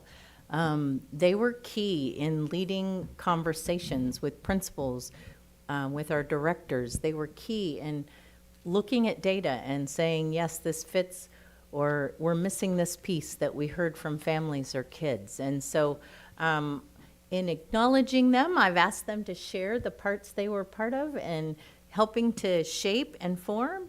And so we'll start with Dr. Castro and Mr. Lawrence with Direction 1 for Accelerated Academic Outcomes for All. Thank you, Dr. Zietlow. Yes, we were able to work with our principals, with our teachers, even with some students in these empathy interviews to gather information about the best ways to really reach this Direction 1, and you see our 4 priorities on the screen. Priority 1A specifically is a focus for us this year, aligning evidence-based instructional practices with student needs to improve learning outcomes. You've heard a little bit this evening already about how we're trying to be intentional in aligning, for example, our professional learning with teacher needs, how we're intentional in weaving in AI and technology into those instructional practices, and how we're really focusing on universal academic support systems, for example, the tutoring services that we provide as part of either our Tier 1 or Tier 2 instruction. Just a note about tutoring services, because I didn't get to correct it. I want to make sure on the record you hear me say, it's not $100 per hour, it's $100 for every 2 hours. They have to arrive 30 minutes before, provide an hour of tutoring, and then 30 minutes after to do a data review with the teacher on campus, and it also includes a workbook. So I didn't want to miss saying that complete information, so now I've corrected that. But some of the actionable steps that you'll hear about in terms of these priorities include the development of a learning continuum, which we've already started, and I've shared with some of you our learning continuum for engagement and environment in ABC Unified, ensuring that those research-based engagement strategies are happening beyond just ELA and math, but across content areas, ensuring that we're providing UDL and SEL and social emotional learning principles in conjunction in the classroom, and providing clear guidance and support to our teachers and our administrators about what we expect to see in the classroom to provide the best learning experience for all of our students in ABC. And with that, I'll hand it over to Direction 2. Thank you, Dr. Lois and Dr. Lozano. Good evening. Dr. Zietlow alluded to it in her words that we're here more than just to educate a student academically. We're also responsible for their overall well-being as a whole child. So that means the social, emotional well-being of the student, promoting their positive behavior outcomes, promoting their attendance, and a whole slew of things. And luckily, as a district, we're in a position where over the last 10 years, as a district, we've really amplified our capacity to support students in those areas. Things like having mental health professionals at every school site, having nurses at school sites, providing restorative justice practices, or beginning that work in the last few years. So now our responsibility is to make sure that work is strategically aligned, because those things don't work in a vacuum to the educational piece. If a student's struggling academically, they might have issues with attendance, they might need some mental health support. So our job is now to make sure those services are integrated with clarity, with everyone understanding the role within those services, with everyone understanding exactly what those actions should look like in an effective manner when they're delivered to students by adults, and to understand what the expected outcomes are so we can measure those outcomes. And if at the end of the day or a cycle of years, those services aren't effective, we could come up with new ideas and services to garner the outcomes we want from our students in other areas aside from academics. With that, I'll turn it over to Dr. Lozano, my partner here. So I think it's so important, and we've heard, loud and clear, the importance of outcomes for students and data. Many times when we refer to students being successful and the whole child, there may be a misunderstanding that we're not paying attention to the academics. But it is completely the opposite. Because we know we want to prepare students to be fully ready for the world, that, as we know, is not an easy place to be at times. We want them to be prepared. One of the things that we're really excited about is how we have worked to improve the coding of our services, so that then as teams, we can have conversations, number one, whether our practices are being consistent district-wide, whether our families are well informed of those services, whether as a staff, we are owning the connection with our families, and we can actually correlate if the practices that we are having are the best practices that are supporting students. I think it has opened conversations within the team as we continue to look at student success team meetings. When we're discussing students, we take a look at the whole child, and then we look at, are we taking advantage of all the services that we have for our students to make sure they are successful. So please know that we will be sharing with you some of the work that we've been doing to ensure that we can monitor the progress that we're making with our students, and that all our staff too is learning how to improve their practices as well. Thank you. For Direction 3, Cultivating Systems for Employee Success, Dr. Fraser is going to share. Hi, good evening. Obviously, being part of human resources, this one really excites me because, I really feel as we take care of our employees and how we do business as employees really trickles down to what how kids do and student success as well. And so when you look at our priorities of recruiting and retaining high-quality staff committed to student success, obviously having the best and the brightest in front of our students each and every day, whether that's in the classroom or as a support staff. I think that is the utmost importance in what we do in the Human Resource Office in terms of how we put the best out in front of our students. And so one of the ways that we're going to really focus on that is really fostering a supportive work environment, developing support systems to foster environments where students and staff feel valued and empowered. And really that's the work we're doing, that whether it's with PAL, whether it's our competitive compensation and working towards that, whether that's providing, like Ray had talked about, our professional development and the opportunities for that, and continuing that work on having all of our employees have a seat at the table when we make decisions about how we do business. Priority 3B, providing competency-based professional learning to enhance employee effectiveness. And really that's about implementing district-wide operational standards to ensure consistent, high-quality practices that enhance student learning. Really about how do we create common vocabulary and consistent strategies for our employees and how the organization works. One of the things that we've been working on is really a consistent way that we deliver customer service. And so it will be items like that where we can create these consistencies and that we're all speaking the same language about how we run the organization as employees. Priority 3C, fostering a workplace culture that promotes professionalism and collaboration. And obviously, just a focus on that is for this year is really that level of professional conduct, and that so that when we message to our employees that we have the highest integrity when we are dealing with our children and our families in this community. And so that's really important to us.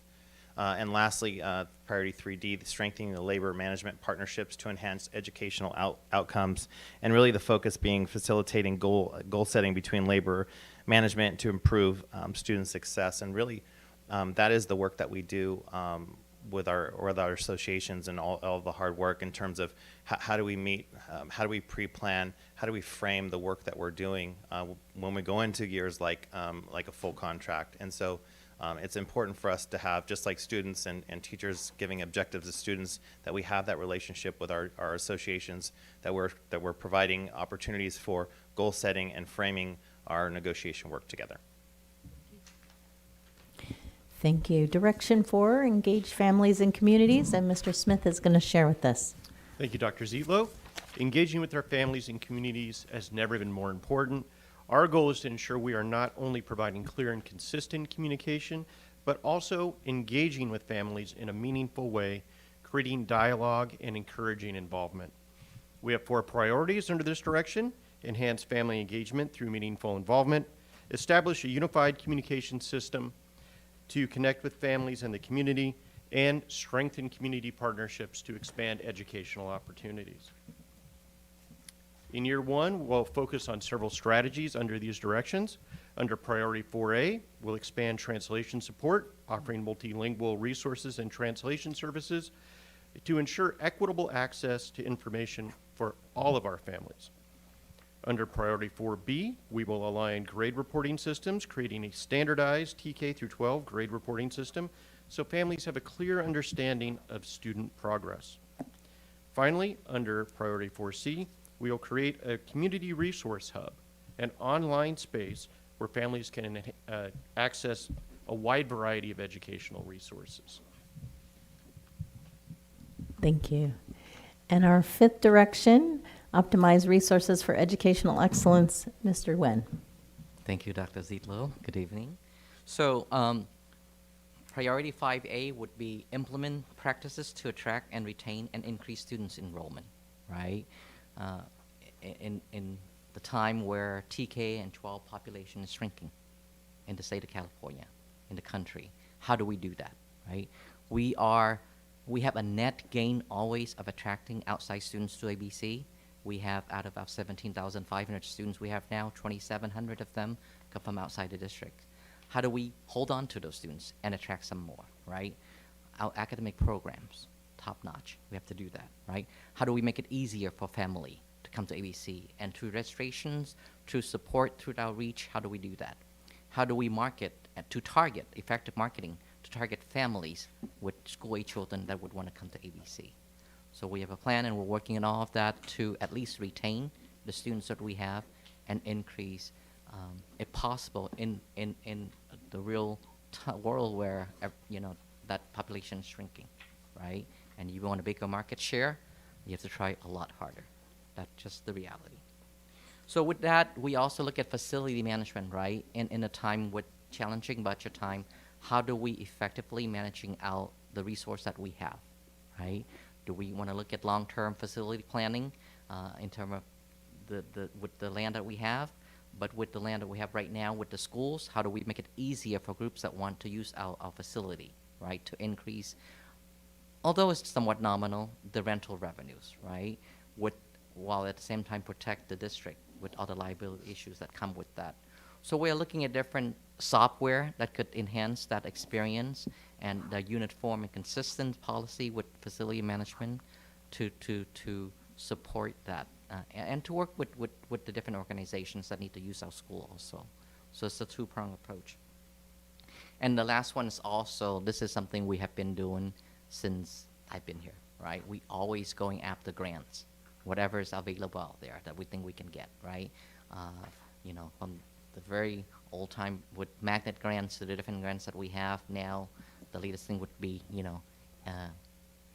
EV grants. Electric bus, electric vehicle that we'll go after. So we'll have, what different is that we try to use our own resource to bring in grants, but at times you might need outside help with a grant consulting firm. So we'll leverage both, and we'll bring in, as we have been, additional funding to support our students. Thank you. Thank you. So I want to thank my cabinet for just sharing their pieces. They are key in this work.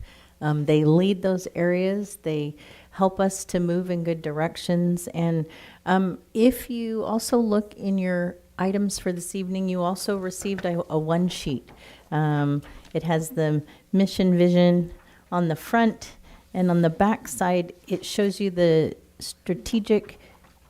strategies we're looking to use this coming year.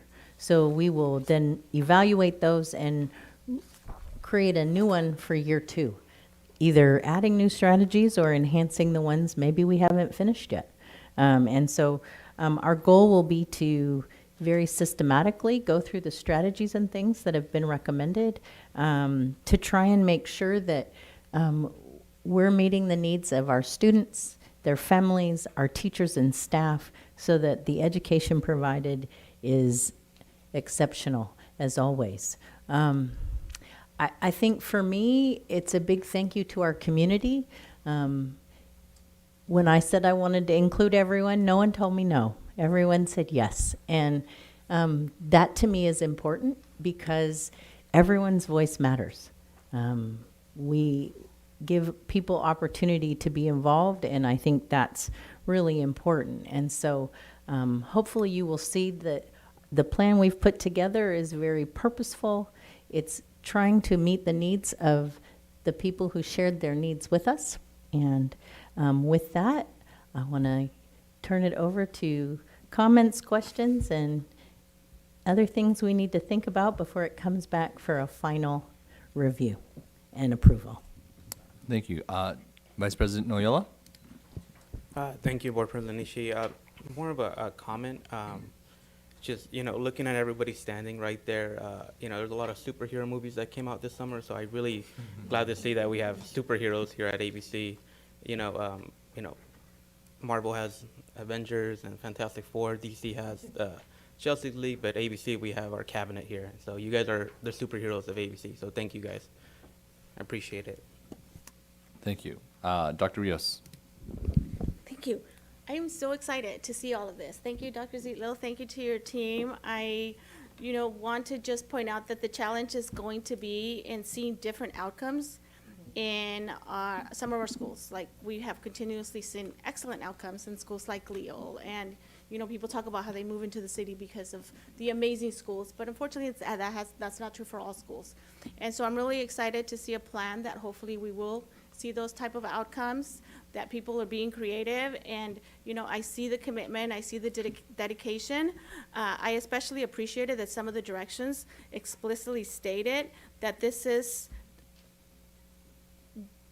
the intention is to enhance educational outcomes. I'd like to see that added to all of our priorities, because ultimately that is exactly what every single person is gonna be dedicated to do, is to make sure that, you know, Dr. Frazier is doing his work so that students thrive, that Dr. Castro is doing her work so that students thrive. Again, I saw that in a couple of them, and I like to see it in all of them, just a friendly suggestion. Let me see, just a couple of more notes. Maybe that was it. One specific thing is, you know, UDL. I really hope that this will leverage the potential that exists in our students. Again, I keep mentioning about schools that have traditionally not performed, and to me that rings so true because I was one of those students. And I think that a lot of our students, we look at them, and I heard this in some of our town hall meetings, oh, but all the challenges. And it's this deficit mindset where it's like, oh, these poor kids. No, these kids, you know, face amazing challenges that a lot of us adults would have a hard time dealing with on a daily basis, and they overcome them. So let's, you know, change that mindset and see these kids as incredible human beings that have the potential to become what all of us up here have become. You know, all of us have faced incredible challenges, and here we are. We came from communities like that. So I really want us this year to be that year where we see potential in every kid. You know, we use that phrase of for all students. Like, let's really believe that. Let's really believe that all students can learn, and give them that opportunity to prove it. Thank you. Thank you. Board Member Mendoza. Thank you, Mr. President. Okay, so I wanna, Dr. Zila, I wanna make sure I understand this. So we're gonna approve this at our next board meeting. We've already shared it with our principals. So principals are gonna go share it with their school sites. So we've shared it with principals, directors, we've shared it with all admin. It will be part of what I share on Friday with all teachers and staff. Okay. And once we have board approval, the whole world will get it as well. Okay, perfect. So And the whole world will get it in other languages as well, but I didn't do that until I have a final. no, that's perfectly fine. I just want the community to understand our steps and how this has come to be. And I want to thank everyone. From my understanding, everyone got a say in it. And I think that's amazing because then we all take ownership of it, right? I want to thank your cabinet because I know as a teacher, when I first started teaching, the district had this vision, but I never knew what it was. It was something that supposed to make me want to be a better teacher and have growth, but I didn't know about it. And I think as education has shifted, we're coming to understand that there has to be a plan in place, and everybody needs to understand that plan. They need to know it. And so I'm glad to see that from the last time that I was on the board, I think we did have kind of a vision, but not as detailed as this, so that we can go back as a teacher, as a para-ed, like, this is where we're going, this is the direction. Okay, my next question is, there's a lot of priorities. Once it's implemented, everybody understands it. You as a superintendent and cabinet, when you go into schools, are we gonna kind of highlight some that they're look for us?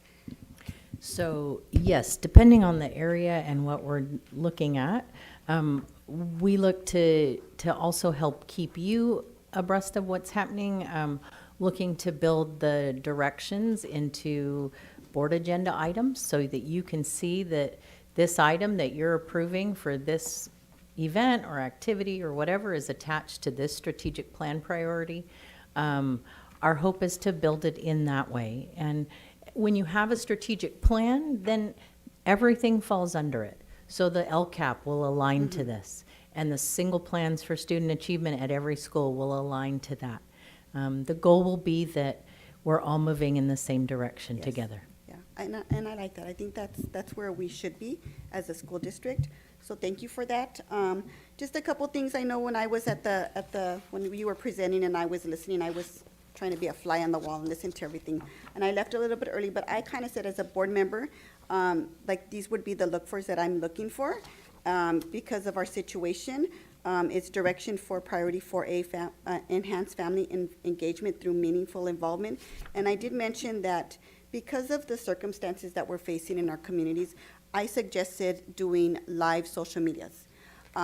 Our parents are scared to go onto campus right now. It's totally understandable. As a school site during COVID time, we had live social medias.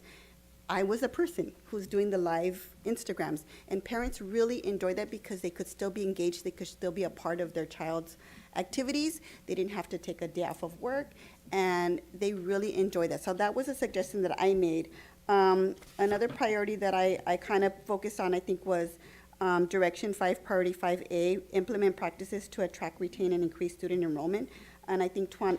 Nguyen kind of mentioned on it is, as a parent, as someone who's outside of the community, the first thing we see is with our eyes, right? I'm driving through and I look at a school, and I did this during the summertime, and I called the district and I said, can we please paint the doors on Nemes's auditorium, the NPR, because they're looking a little bit, not very nice. Because as a person who I'm just driving around, that's the first thing I'm gonna see, is our facilities maintained.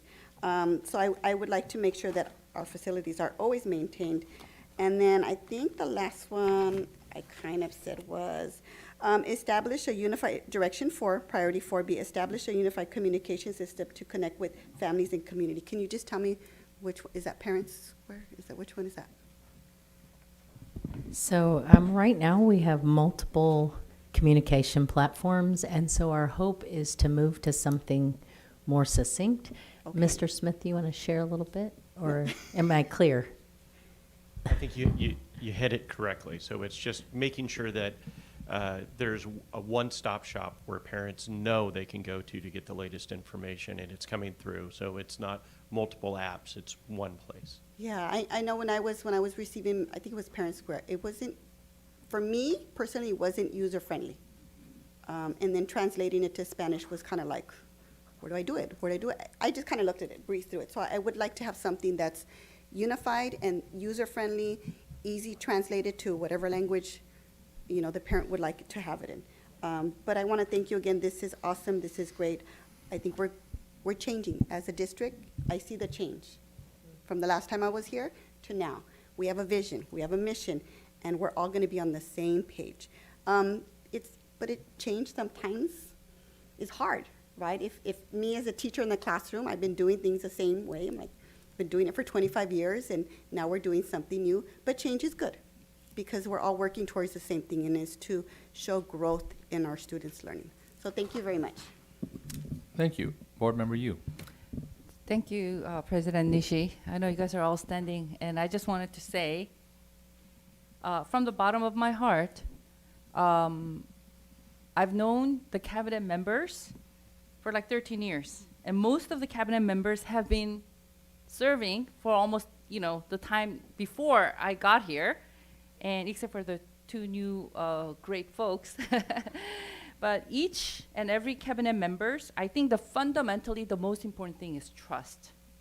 That I can say confidently that I have trust in this cabinet, starting with Dr. Zidlow. Because if there's corruption, even within the cabinet, you're going to lose the trust from the principals and the teachers. But just every one of you, there's character. I saw you guys working so hard through the pandemic.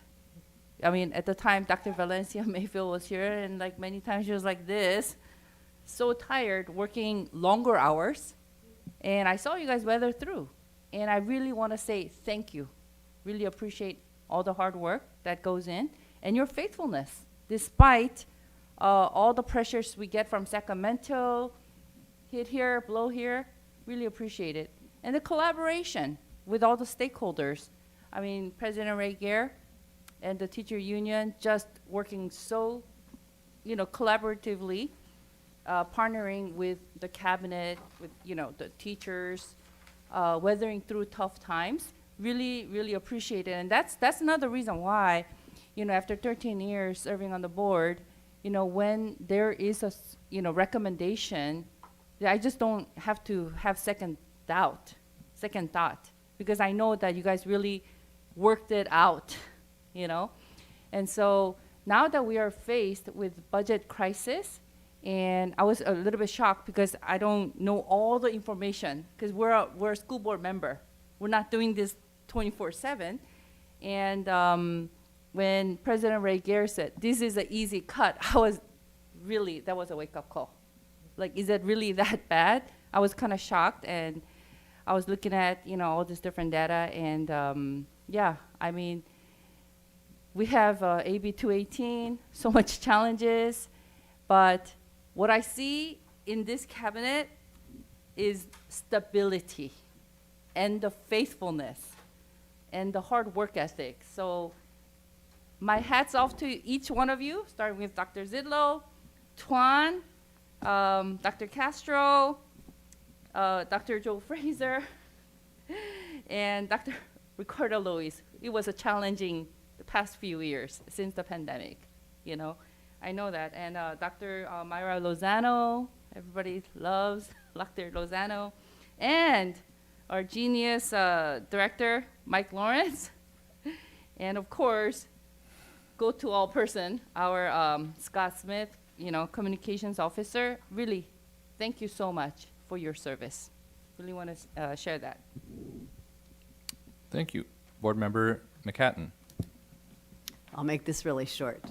I've only been here for 2 months, but I've got to say, I am so impressed, Dr. Zitlow and Cabinet, with this plan and your enthusiasm for it. As each of you got up to speak, I could just see your commitment, and that means so much to me, to our community, and to our students. Thank you. Thank you. Clerk Yokoyama Bui. Thank you all. You all seem so happy presenting up there, and it showed in your work and what you've done to get the strategic plan here. Thank you, Dr. Zitlow. I will also make this short. I've been here since about December, so not much longer than Board Member McHatton. This one-pager is so simplistic and so straightforward that I really, truly hope our parents and families review this and focus on it and understand what change and what they can expect in this next year. So thank you for that. I will say the summer has been busy for you all. The board members got a month break. I mean, obviously I have a job, I'm doing other things, I have my kids, but we were driving by on Norwalk like we do a lot, and my son goes, wow, there are so many cars at the district. What's going on there?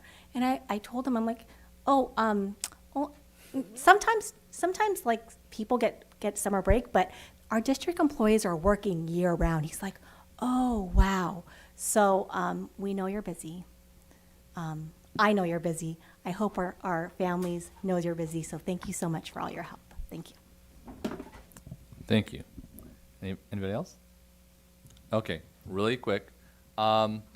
Yes, you guys are working all summer long. My daughter's like, I don't get summer vacation anymore. It's like, yeah. Even though you work for a school district, you don't get summer vacation. It's a constant thing. I love the idea of a vision and a road and a way to go forward. You can't go anywhere unless you know what the road is going to be. You have it all mapped out as to what the plan is. But I don't want to. I'll always be positive. So the next step is from strategy and vision and mission to action. So I love how Mr. Nguyen and Scott were very specific as to what that means in terms of actions, items, the metric that we're going to use to go forward. And later on, you can provide to me, because we've done things like this in the past. And we've been a very successful and great school district in the past, and we continue to do and make plans and improvements. I would like to see later on just kind of the delta, the difference between our previous strategic plan, what worked, what didn't, and the new one, how there are some contrasts with the previous plan. Because I know that this is different than what we had before, but I would like to know specifically what is different and how we expect this new vision, mission, goal, and then implementation. How does that look down at the teacher, student, community level? You talked about a singular communication style, which, great. That is actually a great idea. And you're talking about maybe different finance things, and that's great. Specifically going into those, how it is different than what we did before. So that way we all have an idea as to, because I love the words, but I want to see what that means in terms of the action. And I know that we'll be doing, at the end of 2028, we'll be like the best district ever, right? That's our goal. So, thank you very much. I very much appreciate it.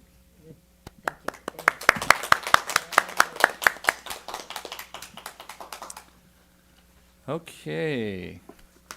So, we have item 1A. Can I have a motion to approve the request to revise the calendar of board meetings for the 2025 calendar year and change the Tuesday, December 2nd, 2025 board meeting date to Tuesday, December 9th, 2025? Tatiana moves.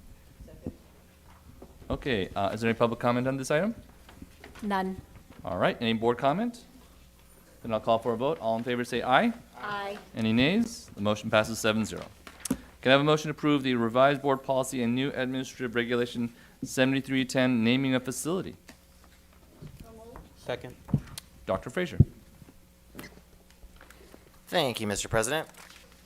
We're bringing forward tonight the revised board policy, new admin regulation 7310, naming a facility.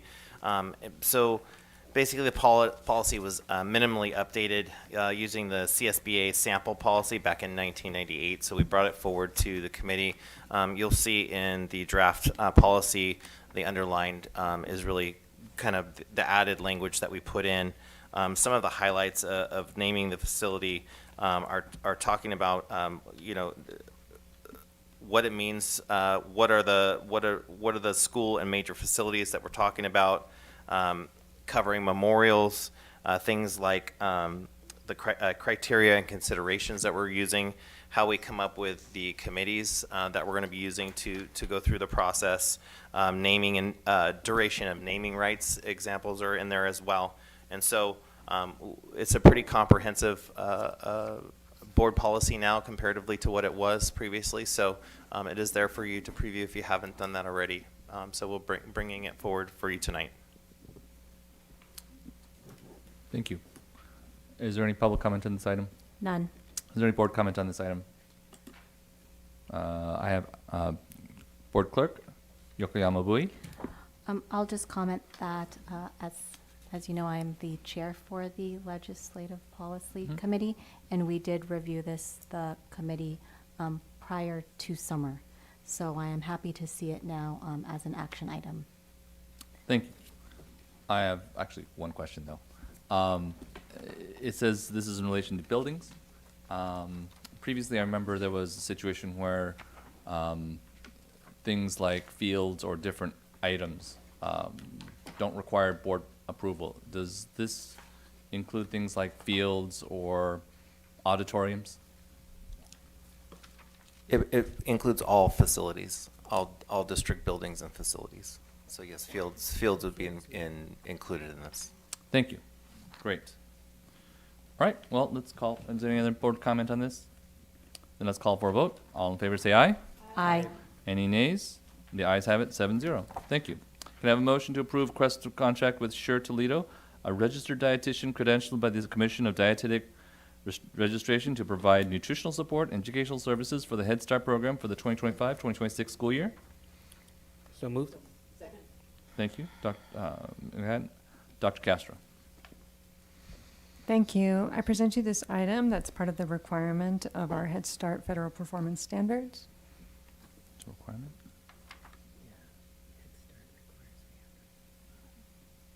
Okay. Is there any public comment on this item? None. Is there any board comment on this item?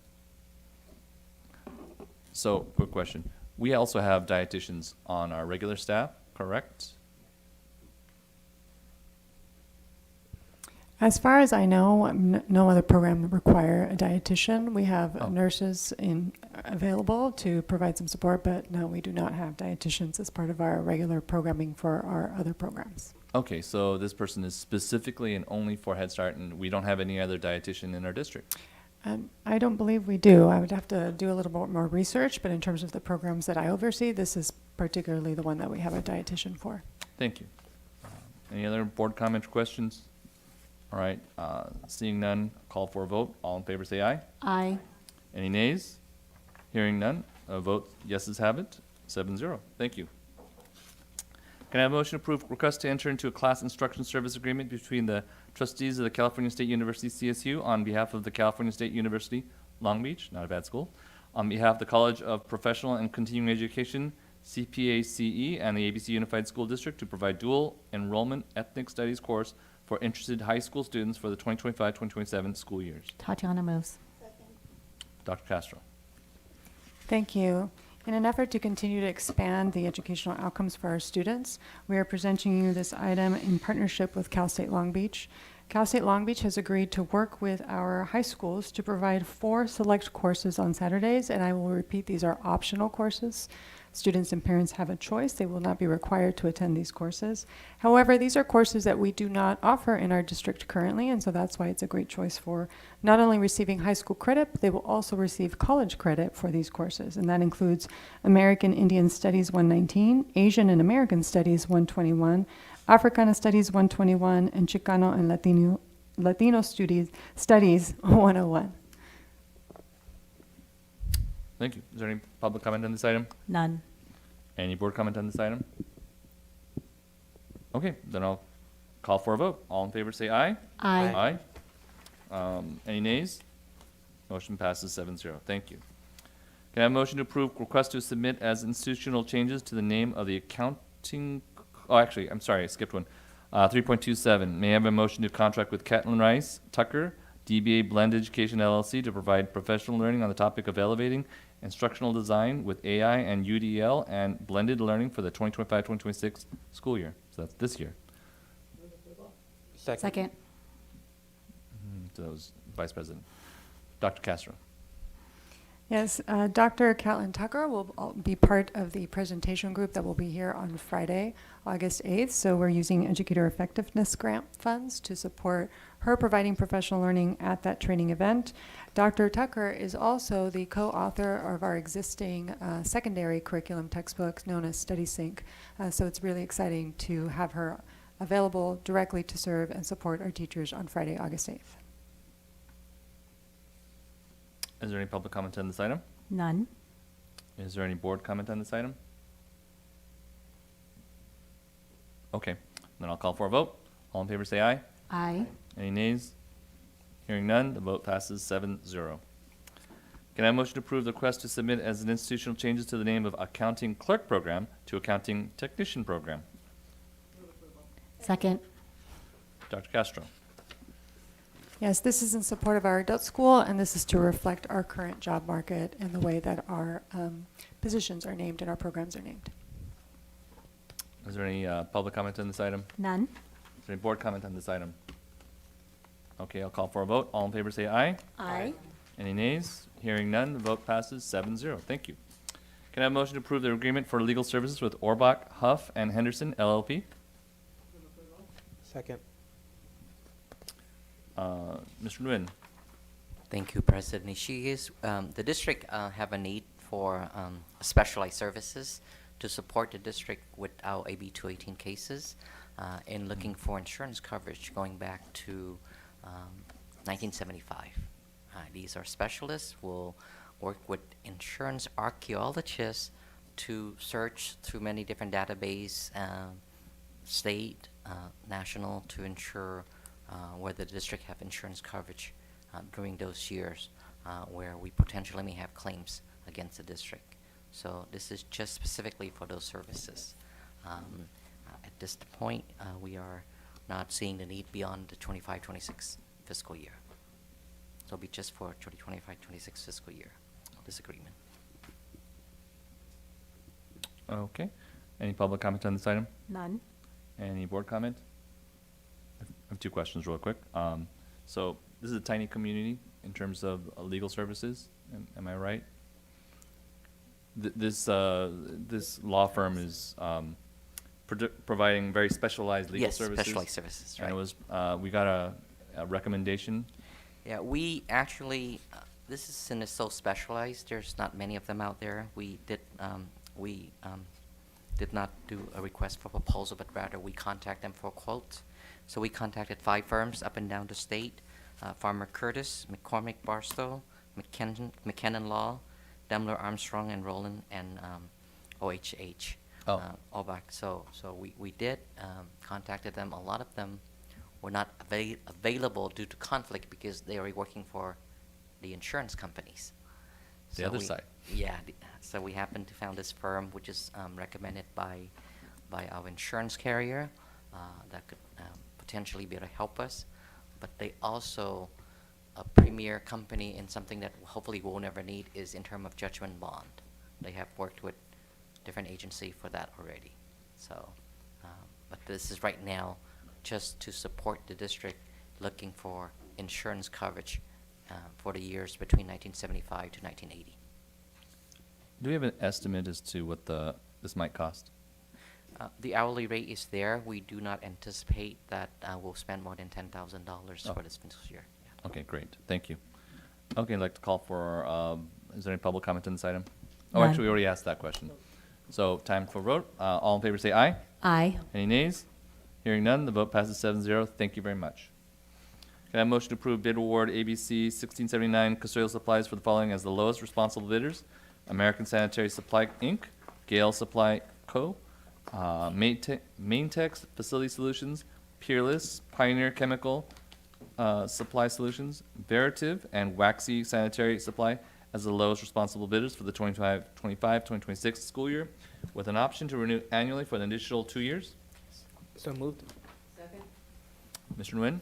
Thank you, Mr. President. Periodically, we do go out to bid for custodial supplies.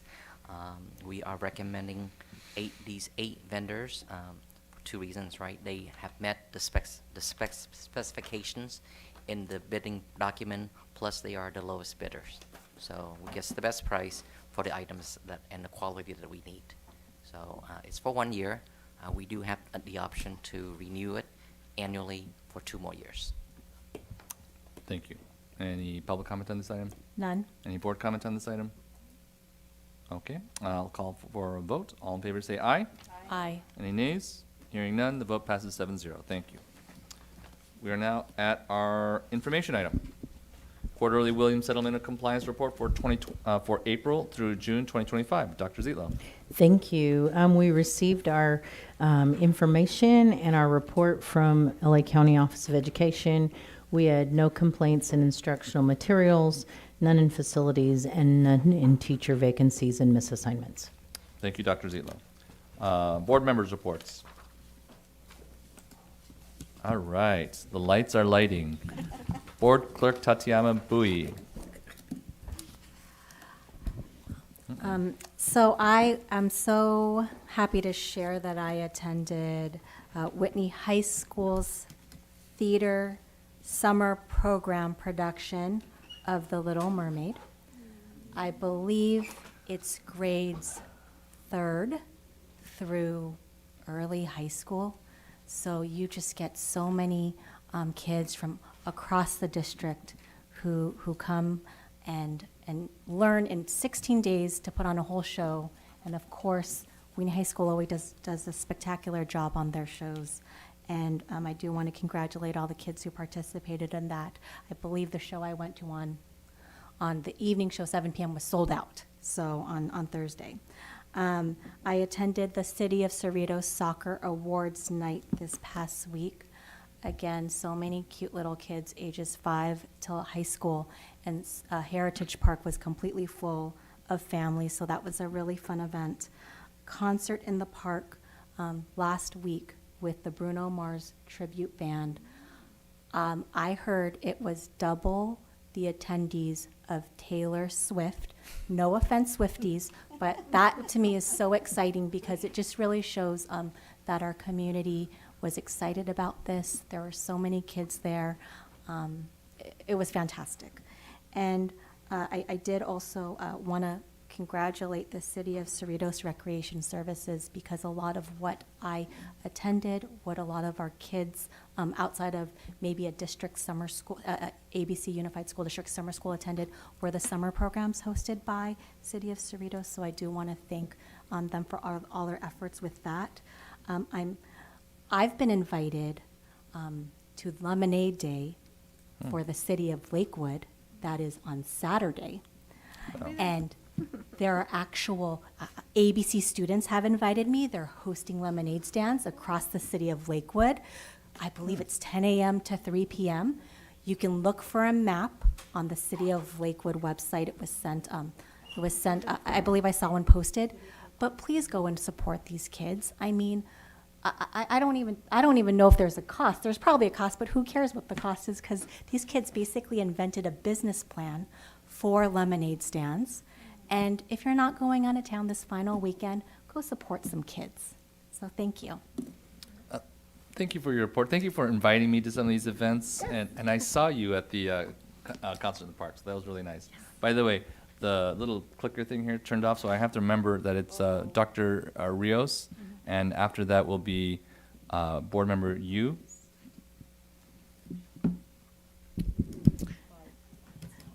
Thank you. So I will start off with a couple events that I did enjoy my time off, but I did take time to attend the City of Lakewood's transition meeting, and want to again congratulate our new City of Lakewood Mayor, Cassandra Chase, as well as our new Vice Mayor, Jeff Wood.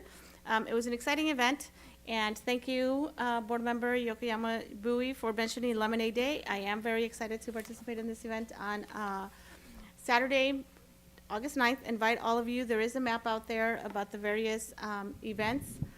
They are going to have a little kickoff event at 9 a.m. But anyway, maybe we can forward you some of the information if you're interested in attending. I really just want to finish off by saying how excited I am to welcome this new school year. I think we've always had enthusiasm, but I feel like the sense of commitment and dedication to really strive to achieve those goals that we set for ourselves. So I really want to wish our district the best of luck. And, you know, we always say, here's to the best one yet. I really hope that's true. Here's to the best one yet. So thank you all. And I wish our students, sending them well wishes. I know the beginning of the school year can be a little, filled with anxiety, but also excitement. So I wish them all our best, and our educators and our entire ABC community. Thank you. Board Member Yu. Thank you, President Nishi. Good evening, everybody. Today's presentation was very informative and very encouraging and inspiring. I wanted to just mention how when I first started on the board, I think the students, correct me if I'm wrong, but I think we had 24,000 about 13 years ago. Was it 22,000? 22,000, right? And then now we have, what, 15,000? 17? 17,500. Okay, so my numbers are really off. So 22,000, and we went down to 17,000. And of course, our district is not the only district that had the declining enrollment. And throughout the years, we had, I know the bond did not pass the first time, but the second time after 2 years, was it? We had the facilities committee, and we came up with the facility priorities, which was very helpful in passing the bond. And we as a community, bipartisan, worked together to pass the bond, and we used that bond the first thing we did with the pandemic, we secured, and we had the cameras, we had all the closed campuses, security was done, which I'm very proud of. And one thing that I wanted to see happen was fix the bathrooms in all the schools, right? And I know that our fellow colleagues wanted to mention about having a study session, which I think is a really good idea, because the results from the ad hoc committee, facilities ad hoc committee, and then also we had the 3 couple of years, I mean, that whole consultant did all the data analysis of all the enrollments, right? And I know that it was provided at our board notes in June. Was it Dr. Zillow? All the enrollment data? It was June, right? Yeah. And so those were helpful. And I was kind of surprised that some of the schools in my area where my kids attended had like 40% coming from other schools. Okay, and that's not just that school, but many elementary schools in ABC, right? I think it's important to see the updates of those numbers so that board members will be informed. I'd like to request data updates on this new school year, 2025, 2026, with the school of choice. I think that was a area of interest to many of our board members as well as community members. And if you can break it down into the schools in which city, which trustee area, and where are they going? Is that intra-district? Is that inter-district? Within the district? Intra? I'm always confused. So if we can have kind of break it down so it's easier for our board members to look at it, the charts, that would be very helpful. And, because I like to see that too. And another thing is if you can include also the board policy of the families that choose to go to other schools. And I think it is very ideal if you can walk to your elementary school, but it's not realistic because of the board policy as well as parents have a choice. Because when I first started serving when I first moved to ABC 30 years ago, right, ABC district, Whitney was the only magnet school. It was the most sought out school, and then Oxford started. After Oxford, Troy, but Whitney was the first. So Whitney was the signature, right? But now we have competitors, because some of the families will go, okay, Oxford will offer more, Troy offers more, right? So we have to be competitive, not only academically, but for the teachers too. We want to attract good teachers, and so I'm now inspired to attend tomorrow's teacher orientation as well as Fridays. 750 register, which means that is also a real attractive point to attract teachers. With a lower pay, they want to come and teach at ABC. We want to keep up with that culture, but we want to be competitive, right? And so in order to be competitive, I think that we really have to be physically responsible as a board, and to weather through tough times ahead. So Dr. Zillow, really appreciate it if you can provide that data. Thank you. That is all. Thank you. Board Member McHatton. I also attended the Lakewood mayoral transition where Cassandra Chase was made the mayor. Very nice ceremony. I went to the recognition at Cerritos College of Dr. Fierro for his 10 years being the president there. And he's such a modest man, but he has done so much at Cerritos College. And I so appreciate the partnerships he has done with our district. So just extremely modest, and he doesn't take credit for hardly anything, but he's done a ton of things there. Last week I went to GAR's band camp and I got to serve lunch, and of course one of my grandsons went to GAR and was part of the band program. So I always enjoy going back. So I did that, and I also like the front of GAR's school now. It is looking really good, so I appreciate that. Dr. Zietlow and Mr. Nguyen, I would like for the next meeting, if you would, I know school starts on the 13th, and our next meeting is the 19th, but I would like some enrollment numbers because that so affects our fiscal situation. So if you could get us enrollment numbers, how it's looking like right away for the school district, I would very much appreciate that. and I'm sure the board would too. Thank you. Board Member Mendoza. Thank you. I apologize. I was busy this summer because I know during the school year I can't visit. So the first thing I did was I attended the Norwalk Chamber of Commerce Installation and Awards because I am also the liaison to Artesia, but I'm the liaison to Norwalk. And I actually got to meet the superintendent of Norwalk, La Mirada, for the first time. Yeah, she's really sweet. I also attended the 2025 State of the City in Cerritos, delivered by Mayor Yokoyama. It was a wonderful event. It's different. It's changed. And we got lots of information about Cerritos, and it was good just to network and meet a lot of people that I haven't seen for a while.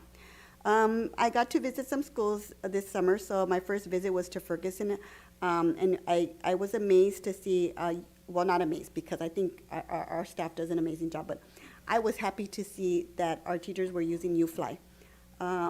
If you don't know what UFly is an intervention program. It's easily accessible, and the kids, it's very systemic, it's explicit, and it builds upon the lessons. And I got to see the progression. I started off, I think it was in TK or preschool, and they were doing phonemic awareness lessons. And then I got to go to kindergarten, where they were doing using the word mat, and I got to sit down with one of the girls in kindergarten, and we were manipulating the magnets, and we did some words. And then I was also able to go into the upper grades, and in there they were doing reading comprehension. So I got to see the whole progression of UFlight there at the summer program. And then I went over to our students with special needs, and they didn't want to let me go. They were so cute. Like, each one of them was doing their own activity, and we had the puffy letters, and one of the students was doing ABC, and so I would help him, and he was really cute because he wanted them all to be capital, and we couldn't find some of the letters in capital. One of the other students had a capital, and he would go and take that one like really quietly and sneak it over. And then I would say, oh, but that's his, and he was like, no, this is mine now. But it was good because they were all working on foundational skills in their own way.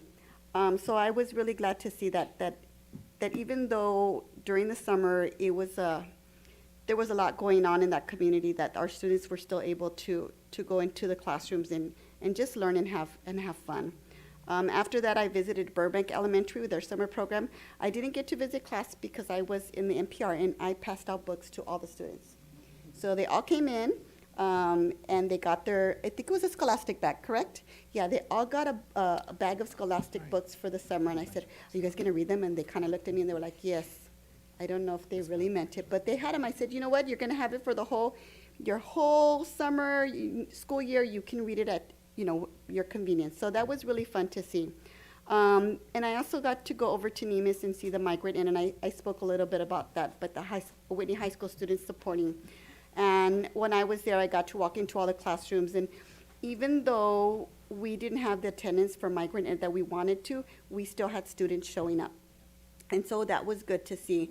And in those classrooms, I went into my favorite classrooms. You guys know I'm a primary teacher, so I went into the preschool class, and we were on the floor, and we were building. They had those little magnetic squares, and we were building, and we were talking. We were doing oral language, and they didn't want to let me leave. They were like, Echo, I got to go. I'm sorry. And then I went over to kindergarten, and they had just finished, I think they were doing art, and so they were drawing, and they were going to do a writing activity, and it was just great to see them there and just being kids. I also had a couple meetings. So I went over and met with Hawaiian Gardens Councilman Ernie Vargas, and he was really informative, and he gave me a lot of history about the city of Hawaiian Gardens, and a lot of stuff I didn't know, so I was glad that I got to meet with him. I also met with the city of Artesia. It was the superintendent, the president, we had the sheriffs there, and it was myself, and we just kind of met because I wanted to make sure that we're collaborating as cities and as a school district to make sure we're supporting our families. And we did talk about, the climate of what's going on and how we can support. And so we have another follow-up meeting, and I hope that continues so we can make sure we're collaborating. And then I also went over to Ferguson, and it was Vice President Noyola was there, Dr. Lozano was there, Hawaiian Gardens Council member Ernie Vargas was there with the principal, and so we just kind of talked about, challenges and needs of the school and how we could support them.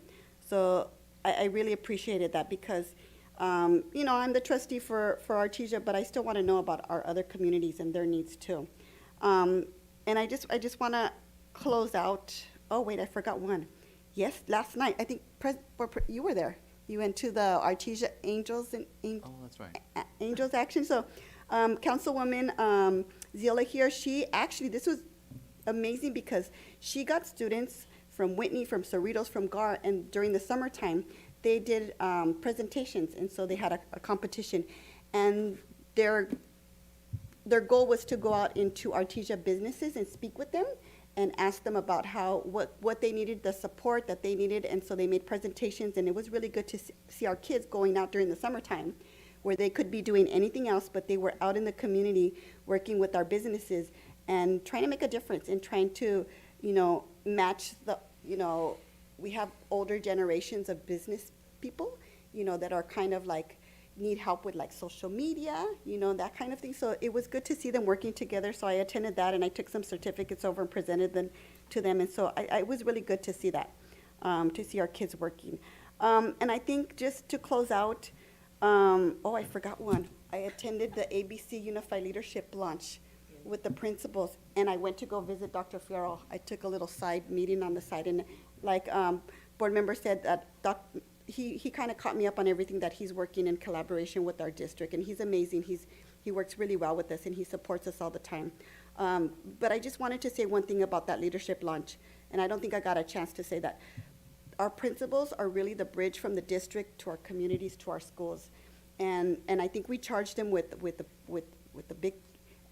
big ask for this year. This year, I see this year as growth, right, as change, and I think Dr. Zila was saying that we all have to believe that our students can show growth, that they can learn.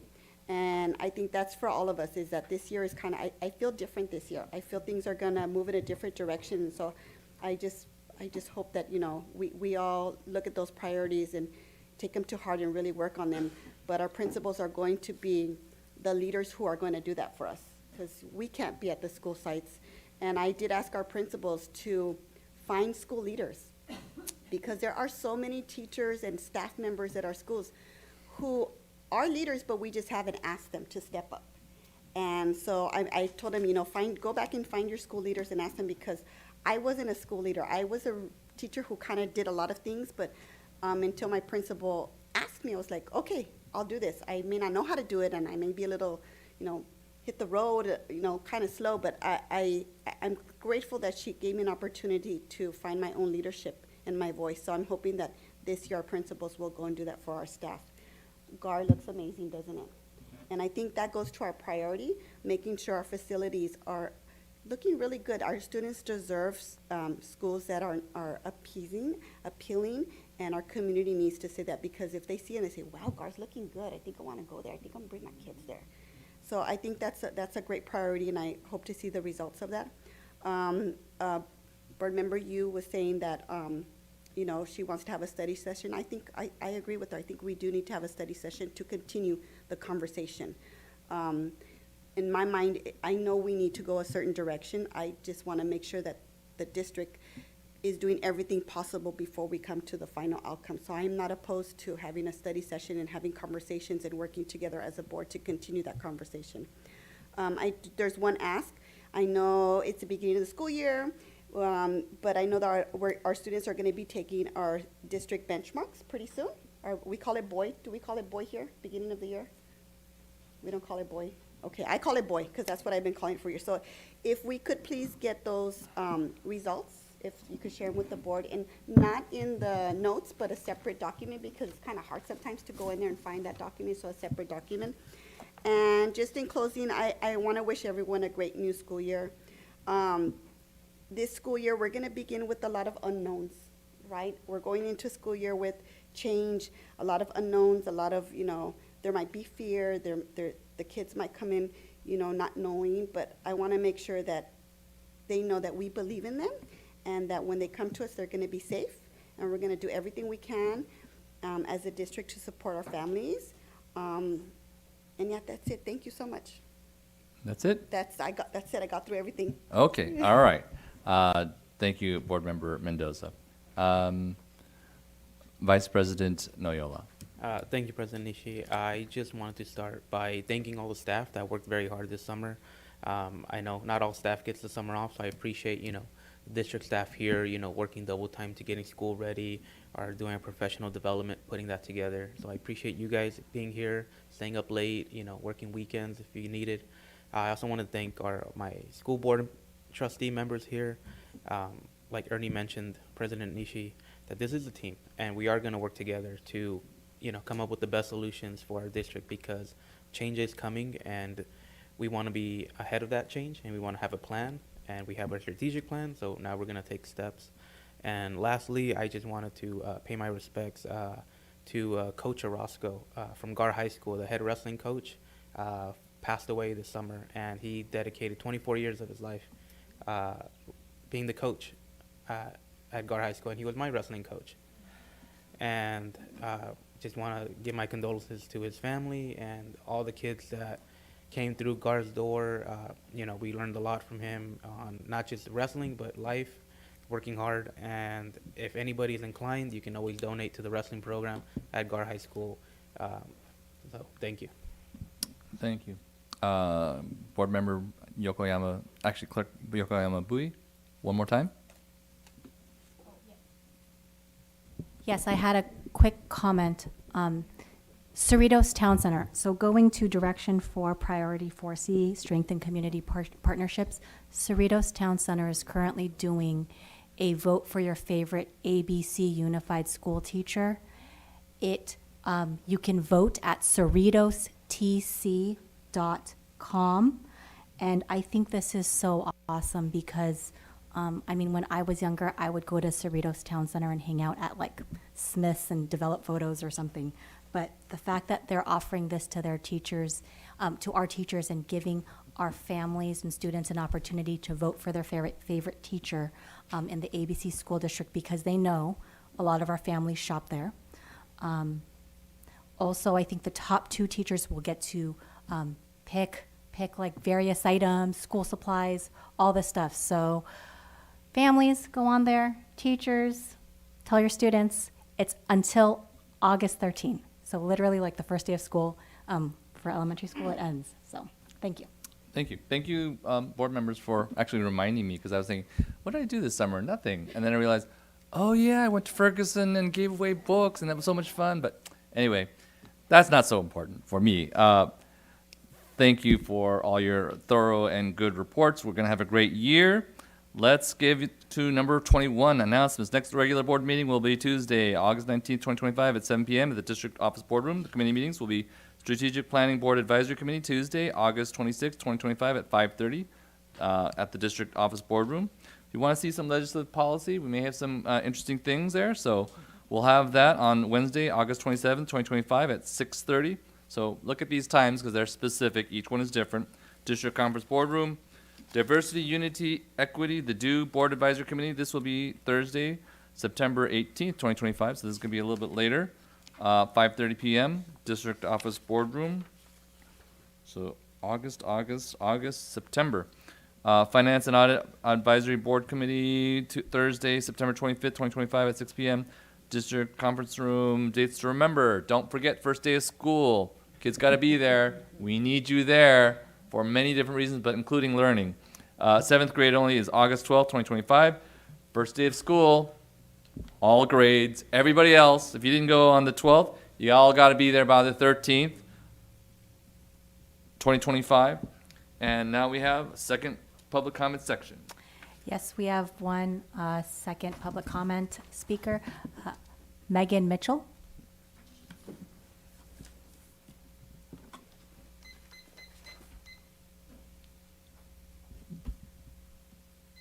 Good evening, board. Good evening, board president Nishii. I was at home listening to the board meeting, as like every teacher's favorite thing to do on a Tuesday night before we come back to school, right? But I felt like it was super important, and I was listening to the strategic plan. And one of the things that I feel like as teachers we have to do is we come up with like our learning objectives for our students, but also with our learning objectives, we have to come up with the plan for the how. And so as a teacher, I heard a lot of objectives, which was great, but I think that what as at least for the conversations that we have within the teachers in ABCFT, is that where we feel like we need the support is in the how. The want is there, right? Like, I know, Dr. Rios, you keep mentioning the data over and over. Like, we have data reflection sessions at our school. We are throwing the kitchen sink at our walls. And it's scary because we're in a time when we are now facing a budget crisis. So we're working with less money, but needing to do more and do more support. And so coming into the school year, something like this is great to have as a vision. But what teachers need and what we need to feel secure and feel empowered to do our job and to face the data head on is the how. And on top of that, I think something else that we need is to see more of our district leaders at school sites, not to observe like what's happening, but to observe what it's like currently. I think we have a lot of great ideas and everybody is on the same page with our wants, but there's a disconnect between the realities that we are facing in our classrooms, the supports that we're being given, and what is actually going to make the difference to help us meet these objectives, because these are amazing objectives. And I think we're all on board for that. But coming into the school year, as we're going into the professional learning on Friday, as we're coming into our principal meetings, can we have the how so that we're not again faced with what is the benchmark that we're trying to meet, but there's no roadmap for us to get there. Thank you. Thank you. I'd like to have a motion to adjourn in, oh. Okay, we can't really comment on public comments, but you can speak to her afterwards or subsequently. And you can give something to the superintendent.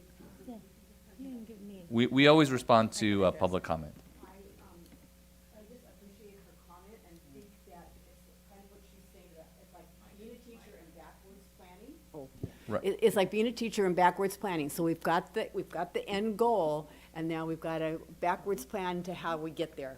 Yes, thank you. I appreciate the comments. All right, so I'd like to have a motion for adjournment. If it is okay, if you could give us a little bit more detail about the coach. I'll find it. Do you want to do that at a subsequent meeting or this one here? If we could do it at another meeting, because I think He deserves a special. He went to that school. Okay, all right, thank you. Then we'll just have a normal adjournment, but maybe the subsequent meeting will have an adjournment in the honor of that particular individual who provided a lot to our students and a lot to the generations of our ABC. So, can I have a motion to adjourn? Tatiana moves. All in favor say aye. Aye. All right, we're closed. Can we take a picture?